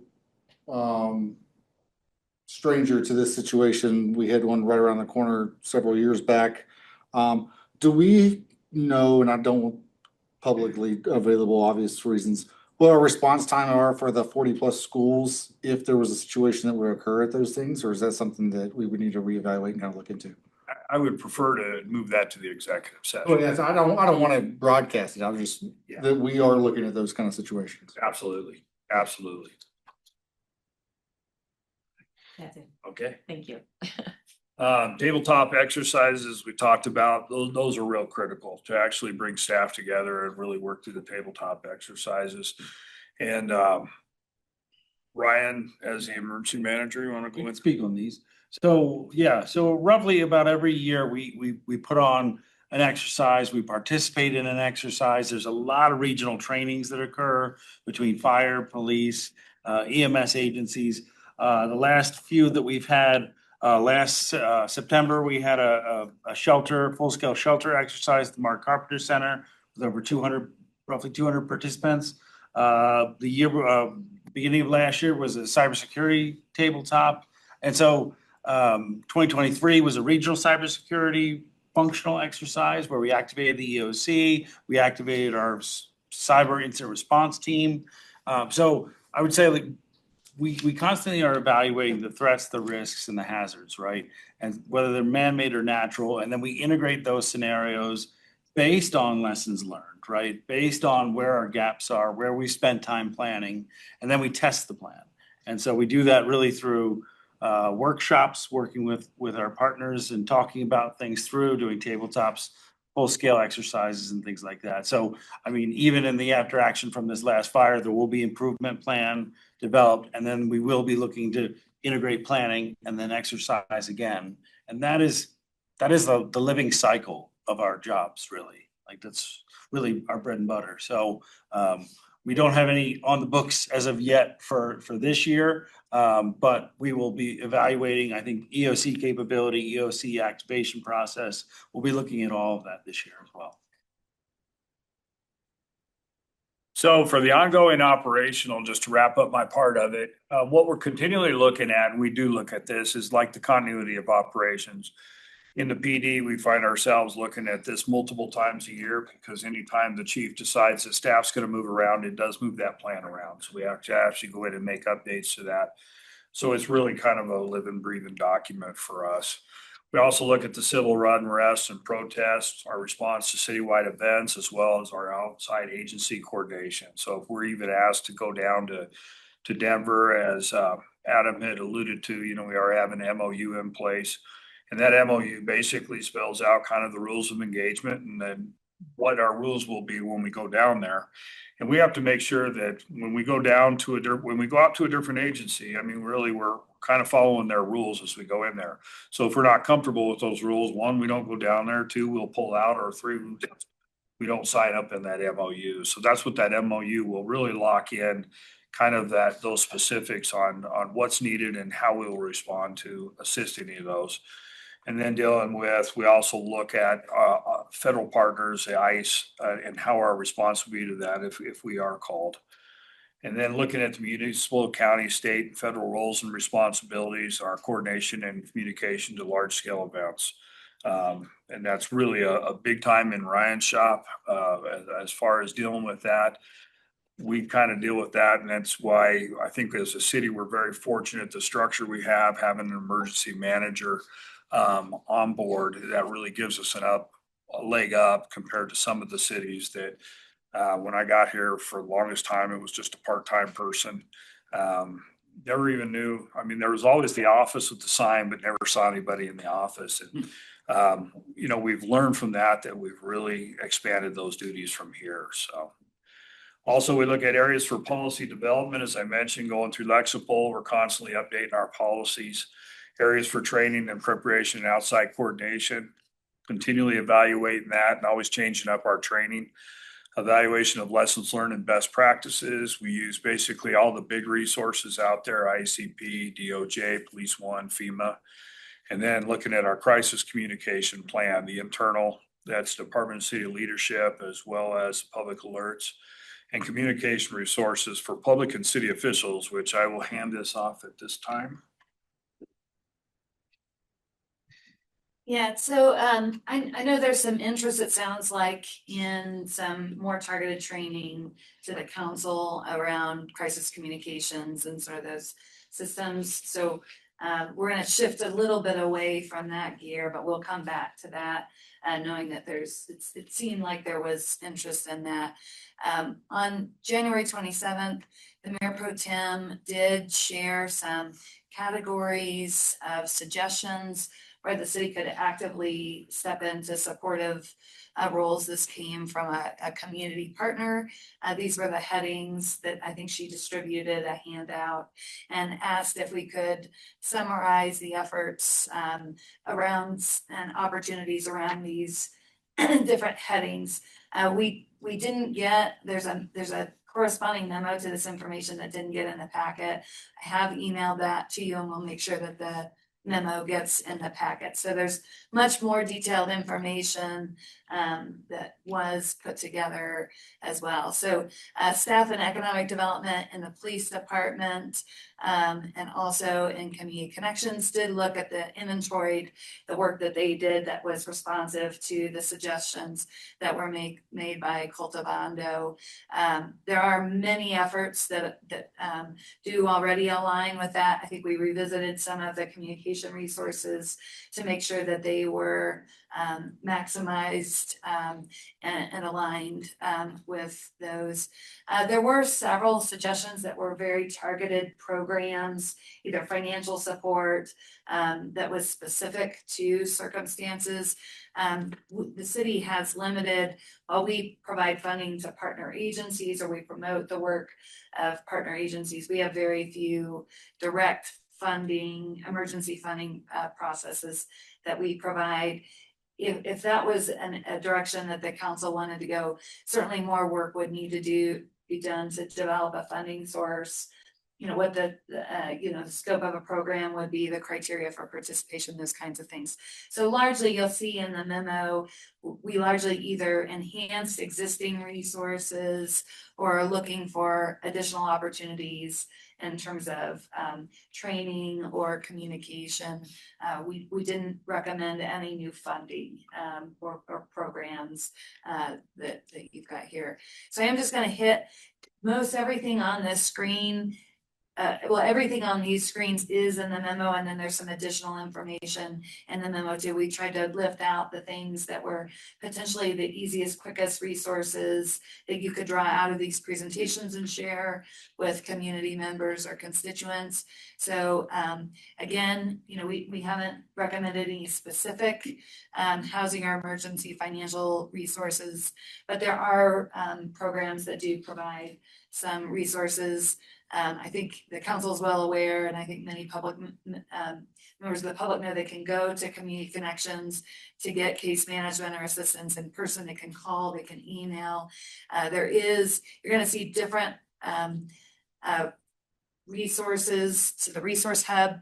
There are direct links that you can send that take people to the specific resources that are sorted on that resource hub. So you'll see that reference. And 211 certainly can provide people a broader scope beyond just the resources that are available in this region, but can help people to identify resources across the whole country. Again, there was feedback about immigration resources and legal support. We did identify and add some additional legal support and immigration resources to the resource hub based on some more recent information.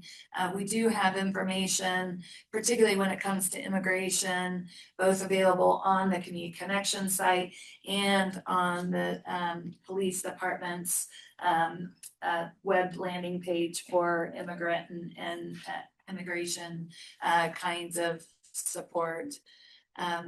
Again, from a mental health perspective, again, I think we have, again, added some new resources to this list. There are a number of things that are available on the resource hub.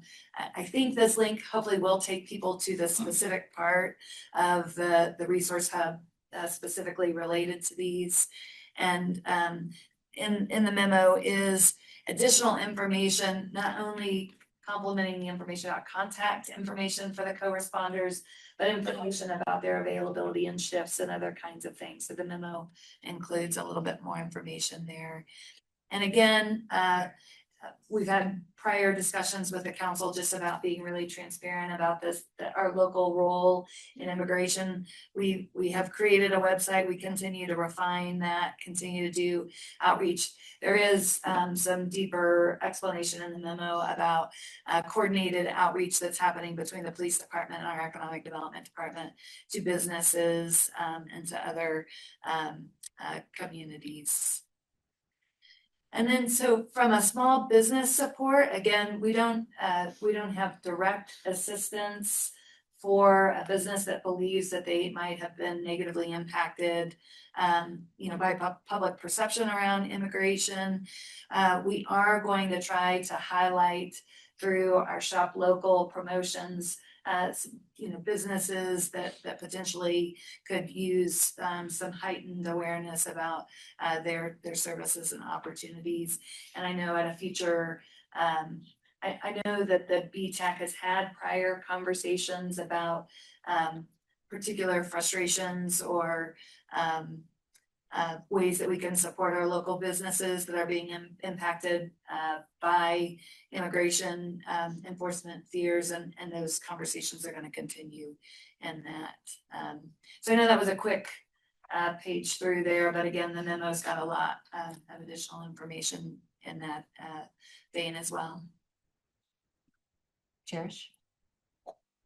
What is Cultivando's role in this situation? I recall at one time we had a relationship with them, but I'm not sure what it is. So they may be listed as a resource. I didn't cross-check to see if Cultivando was listed in the resource hub. The reason they were referenced is the Mayor Pro Tem, when she made this request, she referenced that Cultivando thought that these were categories we should consider. But we could certainly make sure that they are listed as a resource in the resource hub and other materials. Any other questions? You have one more, Cherish? Go ahead. Yeah, in your slide, way back, not yours, Tansy, but let's see, the trauma informed slide, did you talk to disability or veteran groups for the trauma piece? No. As far, as far as how we, Yeah, do you talk to disability groups or veterans groups for the trauma or? typically where our trauma, where a lot of that trauma training comes in is not necessarily that, but through department psychologists and through our co-responders is where we've really started kind of a lot of that interest, but we're certainly open to looking at other outside resources that could provide those, anything that would actually assist our officers in kind of identifying those behaviors. I don't think there's any resource off the table for us, so that would absolutely be something we'd be willing. Other questions? The two people that push the button the most. Oh, so that was her. That was her. We take one. Anything else from you guys? Thank you so much. It was incredible information. I do want to say it makes it very easy for us to be proud of the work that our fire and police department do on a daily basis. The amount of training that you put into this and the ability to look at each situation and learn from it is great. And so thank you so much for bringing this to us. Thank you for all the work that you do every day for the city of Thornton. I will say that the neighbors were really impressed at how fast everything went down. They said that you guys were amazing. Appreciate that.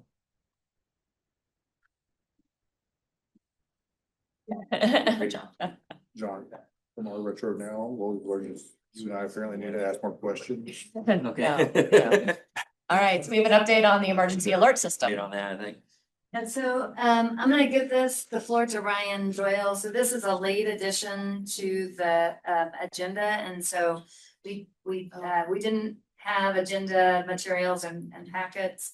But Ryan, we know that you're getting lots of questions. We had a lot of media interest in the transition from Code Red to Rave. So Ryan's just gonna give you an update. Yeah, I completely understand it. It has been a priority of ours as well from the moment we learned of the breach with Code Red to now. So let me give you where we are at right now. So as of this afternoon, Thornton Dispatch now has the ability to send reverse 911 through the Rave system, as well as to send iPause messages through this new Rave system. We are looking at a public launch for our residents this coming Monday, March 9th, where we will be pushing out kind of is a three-phased approach. This first phase is getting it out there as soon as possible, right? So we're gonna be pushing out social media on all of our handles, as well as fire, police and the city's social media. We will be doing a website spotlight article on the change. We're doing a press release as well as T-alerts and T-mail blurbs being pushed out as well. We have, as we talked about in our last presentation, these systems evolve and we're going to continue to change. So we are working right now with communications to kind of put this in a campaign type umbrella, which we are now calling Thornton Ready. That will be the umbrella for everything from preparedness education to alerts. And so this system will be Thornton Ready alerts. A lot of communities who have gone through the same struggles that we have with emergency alerting have done very similar. Douglas County is now DUGCO alerts, although they use RAVE. Arapahoe is ARAP alerts, also through RAVE. So to avoid the future evolution change, we're trying to tie it to one name. And so communications is really helping out with trying to formulate that, get some logos, and we're gonna have that ready for next week. So that's the first phase, right? Getting it rolled out. And so that's really been from this beginning, most of this week. And then the second phase is really next week into the rest of the month. We will be focusing on updating everything that we had on Code Red. Anything that we're trying to get back to square one where we were with Code Red. So pardon me, I need to go through all my notes here, but that'll include looking at all citywide electronic screens that are pushed out on every city building, updating Channel 8 and any advertisements there, all the advertisements that we push out during special events. We have the big Jumbotron, right? We'll be updating those as well. Videos with fire, police, and dispatch promoting the new system. Revamping the old Code Red webpage where it had FAQs and other information on how people can sign up. So we'll be updating that as well.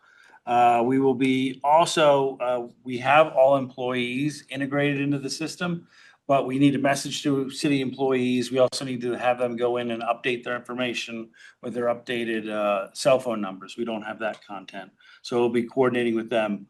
We'll also be developing and updating the posters, flyers, handouts, business cards, everything that we utilized for Code Red previously.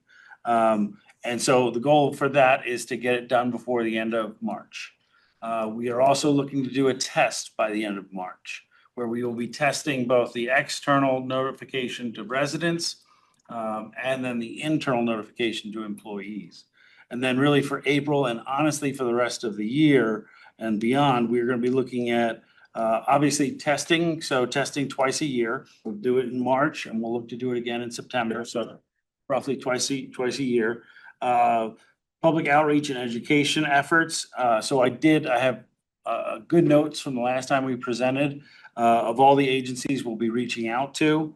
We'll also be reinvigorating what we were doing leading up to the Code Red breach. So that includes sign-up tables at a weekly basis at all rec centers, the active adult center, anything libraries, and then coordinating with our local partners as well.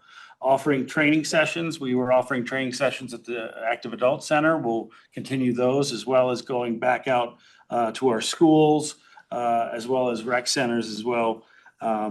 And then I have kind of a laundry list of all the people we're going to be coordinating with. We have very good relationships with a lot of people, but based on your feedback for me, all of our HOAs, which we were already communicating Code Red to, so we're going to revamp that. The Alliance Alianza Center, Chamber of Commerce, working with our local businesses, multi-housing apartment buildings and mobile home parks, our seniors, adult and assisted living facilities, all city-facing public buildings. So making sure that there's flyers, posters, anywhere where the community walks in, they're going to see it. And then all of our special events, National Night Out, movie nights, ice cream socials, school district newsletters, presentations, take-home flyers, church bulletins, veteran local VFWs and veteran organizations, and other partners in the disaster response realm. Adams County, Team Rubicon, the Baptist Disaster Relief that are up in northern Thornton. So we're gonna be working to coordinate with all of them to share the information, share the resources, go to presentations. Again, I'm one person, so we will do our best to force multiply. We'll utilize our CERT volunteers, we'll utilize our PD volunteers, and then fire, police, and dispatch and the city will be pushing out as much as we can in all directions. So we are trying to do a full comprehensive push on all of this. And I know that's what our community deserves, so we're gonna work hard to make sure we get it out there. I have Chris, then Devin. I had another thought, in terms of just getting a broader reach for the new system. And it came to me because Girl Scouts sell a lot of cookies. And they're at the liquor stores, they're at King Super, they're at, I don't know if what? I don't know if there's a possibility of engaging some of our large retail businesses like Costco or King Supers and say, hey, we just want to set a table up. Your retail store is in Thornton, and they let the little girls do it. So I, imagine if we had some volunteers from department or police, sharing that information, maybe they'd be open to allowing us to set a table up on a, busy Saturday or something like that. Yeah, that's definitely doable. Yes, they have cookies. Send our daughters out to volunteer. Devin? I'm excited to see this new program take off. I do have one question regarding the Code Red system. Did we ever find out how long the data retention they have in place is? Yes, I had that in my notes. I had not gotten back from them. We were kind of busy in the transition period, but from what I know, last I had talked to them, it was once we leave the company, they delete the data. Okay. But we've kind of, communications are not great. I think it's, as soon as I get an official response So they back. don't like us anymore. So. Yeah. Yeah, I will let you know as soon as I hear back from the last request. Justin? Yeah, so what were the major factors in the transition? I mean, it's been many months and I understand it was delayed at some point or something. So what were the factors in that delay? So one, we had to pick a system, right? So I think we decided in early December that we were looking for a new system. And then there was the contracts process. So evaluating the contract, making sure that it worked well with our legal department and theirs. I believe the contract was signed on February 11th. And so we had 13 business days since that occurred. In that time, we were downloading data, uploading data. Our dispatch was working to try and get information into the system. They have to configure it for us as well. And then another big hangup was just getting training. So getting our dispatchers trained to send the messages. So that happened this afternoon. And because that happened, we now have the ability to send. I want to make sure we understood your question. Was the question why we left Code Red, why we didn't renew with Code Red? No, my question was, well, I guess this is just actually in response to a question I directly got from a resident. And she understood that Douglas County was in the same situation with Code Red. And she told me that Douglas County stood up their rave system in January. This was a really quick turnaround. So she asked me what was the difference between our implementation in Douglas counties, and I didn't know, so that's why I asked. Yeah, to be clear, we didn't brief the council. We didn't start the shift. January 20th is when we made the checked in about changing directions. So I don't know when Douglas County started their process. Honestly, I think it was within a week. Yeah. Within a week of noticing the impact. And they have a board that runs their dispatch center. So they pulled the board together. And I don't know the full story, but that was what I was aware of. So they were quick to make decisions. Okay, yeah, that was just something I'd heard directly from from a Ward 1 resident, so I feel like she needed an answer. John and Cherish. Thank you, Pam. Ryan, thank you for the presentation again. So I just have one question is like, do we have like the app, like for Apple and Android? Yeah, so we're currently working with Rave to clarify that. So Rave is a function of two different systems. It's Rave Alerting and it's Smart 911. And if you're familiar with Smart 911, it is a national system that is kind of a consortium of where basically people can input their personal information. And so I'm trying to clarify, like, what app are we gonna be pushing out? Are we gonna be pushing out Smart 911 or Rave? And I didn't get a clear answer from their implementation team. So we're still working on that. But yes, I will have an answer for that as well. Okay, thank you, sir. Cherish? Have you done a security audit on Rave? Yes, Is we. there a say?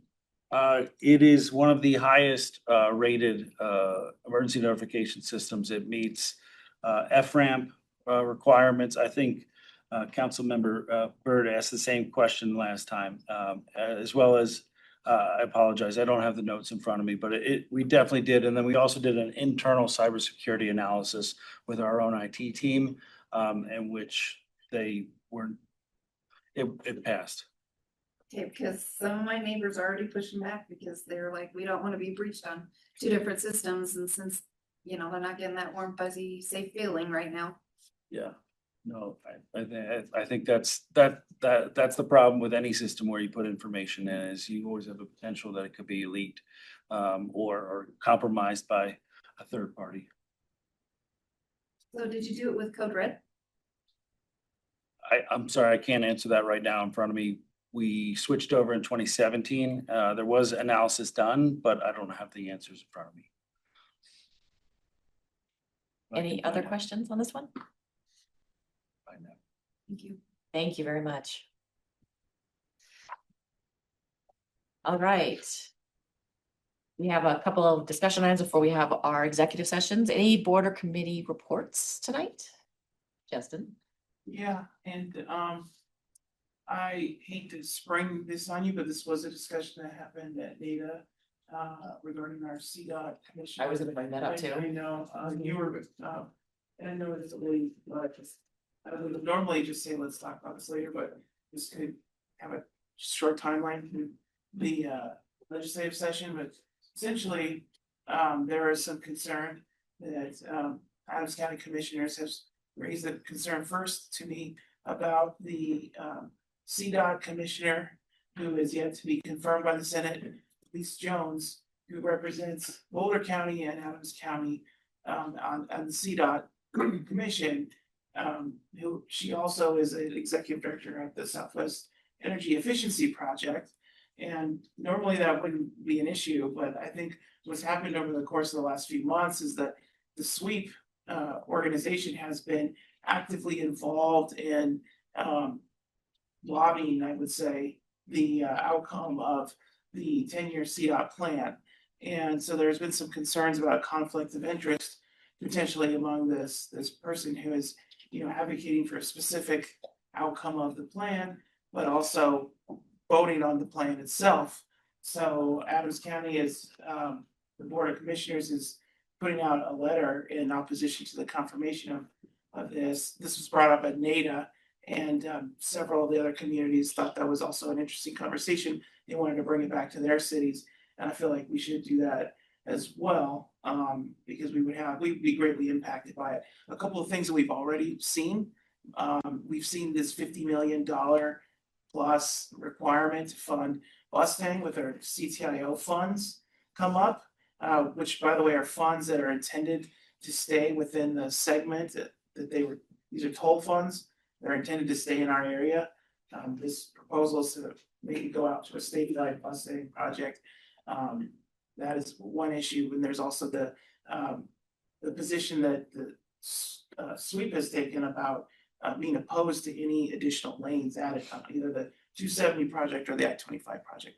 So that's the source of all the concerns, and I wanted to bring that up and see what the council thinks on either following Adams County, doing a letter, or also if we wanted to even go back to NADA.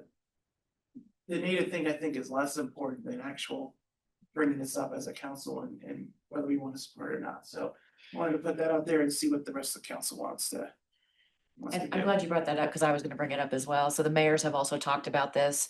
The metro mayors probably won't take a position only because it's not a regional Metro 38 mayors group. However, all of the mayors in Adams County are looking at their councils to do a similar letter, just wanting to have someone that is actually committed to the area from CDOT representing us. And so if council's okay with it, I just sent the Adams County letter to Tansy, and maybe staff can draft something for me to sign on behalf of the council over the next day or two. Absolutely. Any objection to that? Thanks, That Justin. was my NADA update. We can send a copy of the letter to NADA for their reference too. Okay, yeah, and if the timing with NADA, because we only meet monthly, but I guess based on that outcome, I'll be happy to say that what Thornton did, and if NADA wants to collectively do that, we'll see, but time might have expired by that, so we'll see. Anything else, Justin? Not for a board report. Okay, John? And then, so NADA again, so we had our annual retreat, and it was my second meeting. Of course, Carson spoke to us earlier, and I said, I fully concur with Justin and the Board of Commissioners as well. And I actually brought that up when, with Kent earlier about the, predicated Mustang funding. That's like, I feel personally it's being shoved down our throats. I've had time to research it. And, Adams County has historically been left behind, and it's happening again. So I want to thank the council for agreeing to have a letter sent to make this happen, because we need the I-25 project built without condition. So that's all I have. Any other board or committee reports? All right, discussion items. Drew? Couple things I wanted to ask about on I forgot to mention this during the board discussion, but a potential or proposal for a change in our policy around one board per resident. I know we have a few openings left, and there have been folks that have expressed interest in being on multiple boards, but they can't. So I wanted to see if there's a way that we can just say, well, can you be on, let's allow 2 boards per person. So we've done both ways, right? So we used to let them be on as many as possible. The challenge is you get one person then that gets on everything. And so we said the priority was 1. I don't think it's a hard, fast rule. It's a recommendation that council can always, if somebody applies, they can apply to more than one board. If there's an opening, council can decide to waive that. It's not a line in the sand at all. Got it. So It's just it's a recommendation to allow others to participate, but it doesn't prevent participation. okay, that's great. So we don't really need to change anything. That I don't person's think we interested. do. I think it's, I think that's right. I think there's language that the council will prioritize more representation, but if there was cause, I think the council has considered in some circumstances, appointments. I think generally the council has prioritized representation and having more people involved. I think that's been the recent precedent of decisions. Okay, great. Thank you. Second question, actually I have a photo. I don't know if Kristen has this.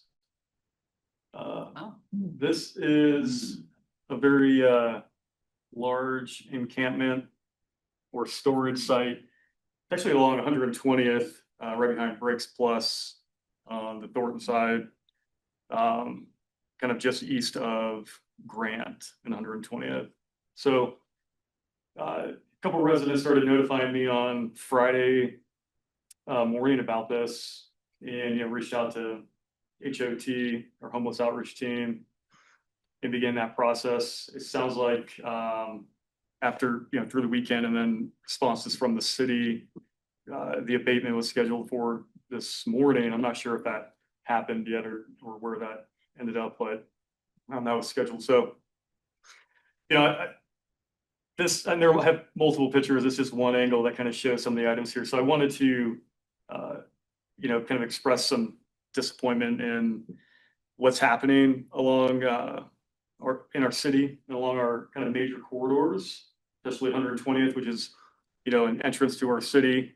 And it kind of sets a precedence on what we expect our city to be like and, you know, what we allow to happen along our rights of way and in public places. And I hope that the city council would agree with me that seeing that is pretty unacceptable, especially for it to be around for 5 days in the same place. So I know we talked about camping bans and we didn't want to move forward with that, but I would ask that we can look at some other options. And I think in our next council meeting, we're going to be approving a resolution related to changing the language in that ordinance around like parks and open space and city property. One thing I might suggest is that two things maybe we can explore. I think one for the immediate update is in our ordinance, can we add, I know we have like structures being prohibited, but can we add that storage and shopping carts are prohibited? Can we get specific like that in that ordinance so that we don't have a storage site created in our rights of way in open space? So I know that's not like a full camping ban, but it is maybe a specific language we can add to update and really address the reality of what's happening on our streets. Any thoughts from staff and council? So the ask is then to look at options for protecting right of way, in particular from a safety perspective. Thank you. I didn't bring that up. That's the second option. I mentioned that. One is updating the language to prevent not just any structures from being erected in public property, but also to prevent specific storage items like shopping carts and whatever personal effects are being used or being stored on site added to the ordinance. Two things, storage Yeah. on public property and then right of way use. Right, and then for like instances like this where we're literally blocking the use of property by our tax-paying citizens. What can we incorporate that isn't a full camping ban? Because I know there, you know, among many council members, not an appetite for that, we'll say, but we do need to do something to prevent this from being the norm in our city. All the time in Mormon. Well, then we need to do something about it. So let me add to that real quick. So is it on the agenda for next week? So it was going to be on the agenda for next week. We weren't gonna have the language prepared, so we actually have moved this to the March 31st council meeting is where we have the ordinance planned. So my suggestion, if council's okay with this, is to leave that as planned for the March 31st meeting. In the meantime, do some research on what options we have, because from a legal standpoint, from a public safety standpoint, what options are available that make sense that maybe even other cities have done. And so that maybe on a future update, it may not be the 31st in time because we have a lot on the agenda between now and then, and we're missing a meeting with National League of Cities. So, but to continue that conversation for maybe a second update down the road. That'd be great. Yep. And I think, again, this is let's adjust the language to match the reality of the situation on the streets. And so if that's adjusting specific language around, again, let's add shopping carts, let's add personal storage, making it just short of a camping ban since we aren't doing that yet. So agreeing tonight is not to do that ordinance. It is to look at the options of what could be done and for a future discussion. Is council okay with that? Okay with that? Okay, Justin. I do have a question though. I am okay with that. My question is about what we see here is this an issue of the ordinances aren't accommodating, or we're having trouble enforcing violations that we're seeing right in front of us? We just haven't the capacity or the been able to get it quickly enough. I'd have to get some additional information. I do know that we did do some accelerated posting because this was in a flood prone area. And so I do believe that we did post. I don't know that, you know, the logistics in terms of how quickly we could get abatement professionals out there and those kinds of things, but can certainly get a follow-up report on sort of the sequence of events and the speed of response. Yeah. So we generally have some general, you know, notifications that we do to people to vacate, and then we do the formal posting. But we could get back give a chronology of events on this one. Okay, yeah, just because in Niver Creek and also batting open spaces, we have exact same problem, and often it's being able to cite violations in a timely way. For example, the littering. There's always a massive amount of littering, and we just went over last time. That is a violation of our code that we can take action on. So I just want to make sure that, yes, I'm also willing to look at these other options, but we also need to make sure our enforcement capacity for what we already have is sufficient. Yeah, that's a great point. Devin, was your comment on this topic or do you have something else? Yeah, this topic. I definitely think we need to look into this more. My question, I guess, is more towards is it a timing issue that we're seeing the influx of seeing more of this? To Councilman Salazar's point, she says she sees this all the time in Ward 1. Well, to me, that means that we need to do a more strict enforcement to make sure it doesn't happen anymore, instead of it being a 48-hour thing where there needs to be consequences behind it. So I think to that point, staff is gonna look at options and timing to make sure that what we currently have is or is not working. And if we need to make adjustments specifically around safety, around right of way, particular or storage. Great, thank you. And then I just had a quick third thing. One thing I was hoping to do, I know we had high schoolers graduating in May, and I was hoping that as part of that, we could introduce or prepare to do some sort of resolution to recognize some of the members, the high schoolers that are going in, that are enlisting in the military, and those that are getting like a service academy appointment or NROTC scholarship program acceptance. I think that'd be anything. I know, and so with that, I know we're only like 2 months out or so from when we want to do that in May. My question is, how can we find out who those students are within our city, and how to, like, is there a way that the staff could help? And if not, like, I'm prepared to go direct, but I just wanted to make sure I'm not crossing any kind of normal process that we might use to reach students. If we got direction from the council that you wish to do a resolution, we'd have to rely on the school districts. I assume that is information perhaps the school districts have, but I don't know. We can certainly reach out to the school districts to understand if that's data that they're collecting from their. And I think it's two things. One is a resolution, which I think that would be easily done if council's okay with doing a resolution. The other would be having them in person to receive a copy of the resolution. Yeah, of course. And those are two separate items, right? Yeah, it'd be a great opportunity to recognize these students at our May meeting, right before it. Look, in May, typically you have a lot of kids shipping off to boot camp right after that high school graduation, and even some kind of slightly before for some of the recent graduates or early graduates.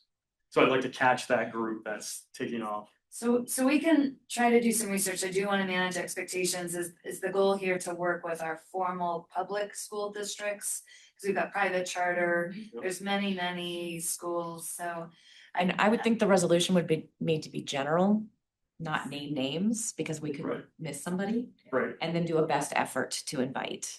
Does that make sense? Yeah, I mean, the preponderance of the kids will come from our public school districts, but I mean, the connection, like the route that I would take as well is to go to our local recruiting offices, because they're gonna have the connections to all those kids and make sure they're aware of like what date we're gonna do that in May.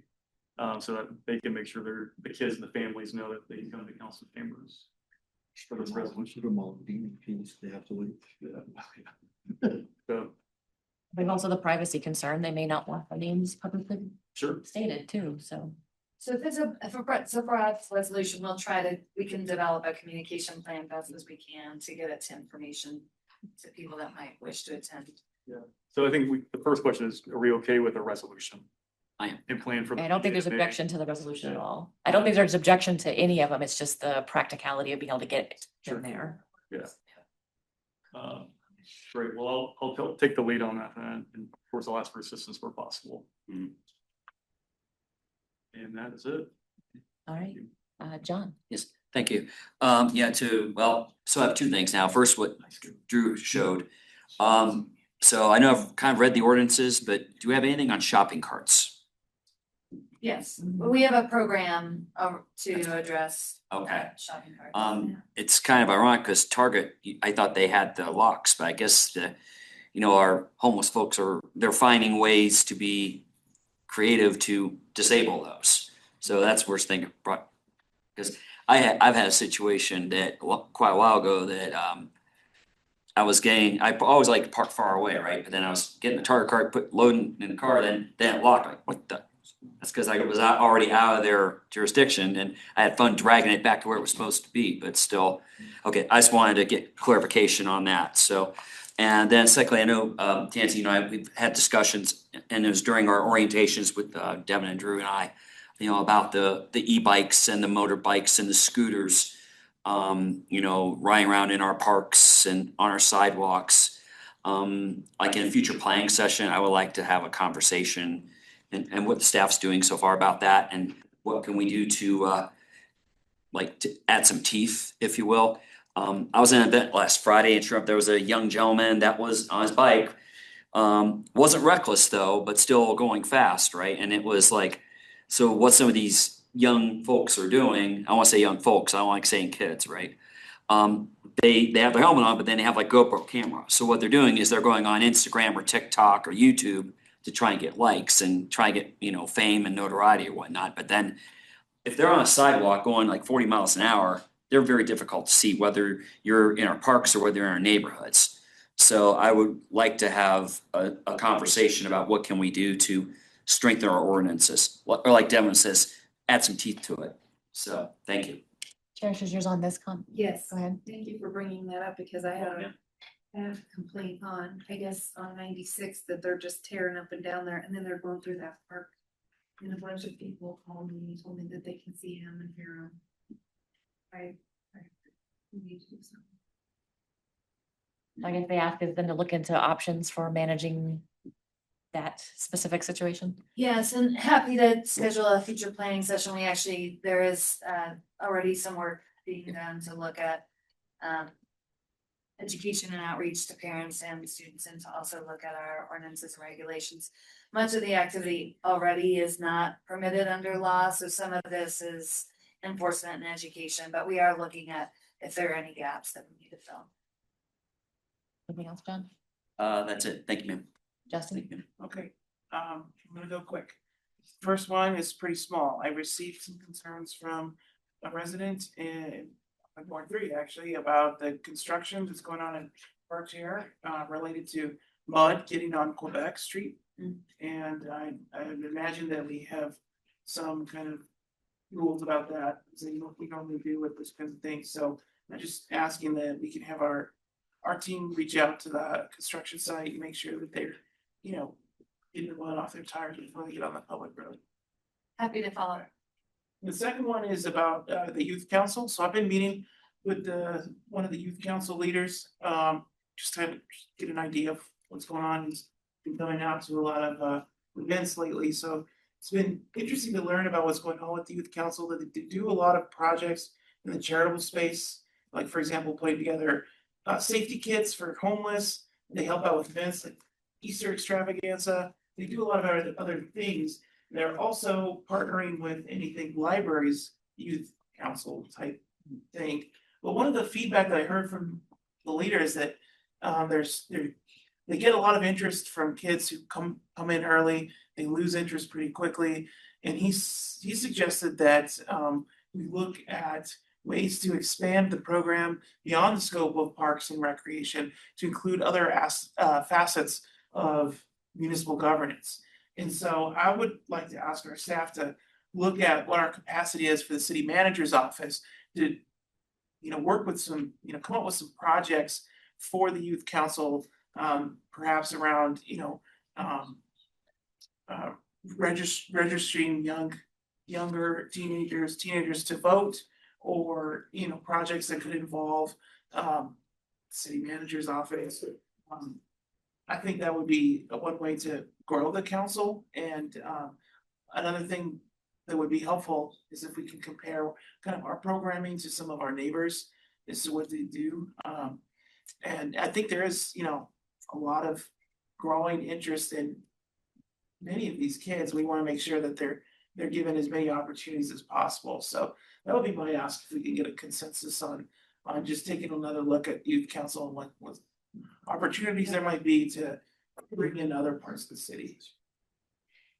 For historical reference, this is probably the 5th time since I've been on council, we've talked about it. Okay. And every time it's great. Every time the conversation is really good. And then when we get to the council, the youth council doesn't want to do anything. And so maybe it's time that maybe they have someone that's changed, that's added to it, that's ready to do it. But we have a lot of historical information that's been gathered over the years that would probably help as you're putting information together. One of the ideas had been actually to partner with Brighton's Youth Council, because they go to NLC and actually get them engaged that way, so that it wasn't coming all on the city of Thornton to do it. And those on the youth council in Thornton could work with Brighton, since they already had a program in place. We just never got far enough, because when it came down to it, it required extra work on the youth council that they realized they didn't want to do in the moment. So absolutely support, but reminding that they actually have to do part of it too. So, but there is history there that might give us some more information. And then I think Brighton has a new coordinator for their youth council that might have additional information too. Happy to follow up, and I know NLC has some information also on. That's good context, and I think maybe this new partnership with anything might lead to, you know, do cohort of kids or something. But yeah, I'll make sure to mention that point later to the youth council leaders. Be like, hey, you got to get them motivated too. Yeah. You know, they're teenagers, so they terrify me. Just wait, you're not that far away from dealing with it at home. That's why I'm scared of. But yeah, that's it. All right, anyone else with discussion items? All right, what about any legislative updates that we need to talk about? All right, we'll take a break in a moment, but we're going to go ahead and call to order the special meeting of the city council. Can I please get a roll call? Mayor Coleman. Here. Councilmember Pinto. Councilmember Algie. Here. Mayor Pro Tem Ayala. Councilmember Byrd. Here. Councilmember Martinez. Here. Councilmember Morris. Here. Councilmember Russell. Here. Councilmember Salazar. Here. Well, Ms. President, Your Honor. Thank you. And before I ask for a motion for an executive session, can I get an overview of the purpose of the executive sessions? Yes, our first executive session is to answer a couple questions that were raised during the emergency management presentation. And then also we would like to vet with council a proposal to use citizen information in our emergency management notification process. And are there questions on that? Any questions? What would the motion be? Motion would be for an executive session pursuant to Colorado Revised Statutes 24-64024B and D to confer with the city attorney, police, fire, and emergency management staff for purposes of receiving legal advice and specialized details of security arrangements regarding risks and options for emergency management notifications and procedures. Can I get a motion as stated? So moved. And a second? Second. Thank you. Any discussion? All in favor, please say yes. Yes. Yes. Any opposed, please say no. All right, can you give us an overview of the second session? Yes, we've received an offer to purchase certain mineral interests owned by the city, and we'd like to discuss that offer with city council in executive session as allowed by law. Any questions? What would the motion be? Motion would be for an executive session pursuant to Colorado Revised Statutes 24-64024A, B, and E to discuss a potential lease, transfer, or sale of certain city-owned mineral interests to Civitas Resources, Inc., receive legal advice on specific matters related thereto, and to determine positions relative to matters that may be subject to negotiations, develop strategy for negotiations, and instruct negotiators regarding the potential lease, transfer, or sale of city-owned mineral interests. Can I get a motion as stated? So moved. Second. Thank you. All in favor, please say yes. Yes. Yes. Any opposed, please say no. All right, we will move to executive session. Mayor, if there's anyone online, they can't participate in the All executive. right, and I think both of them were not here for the roll call.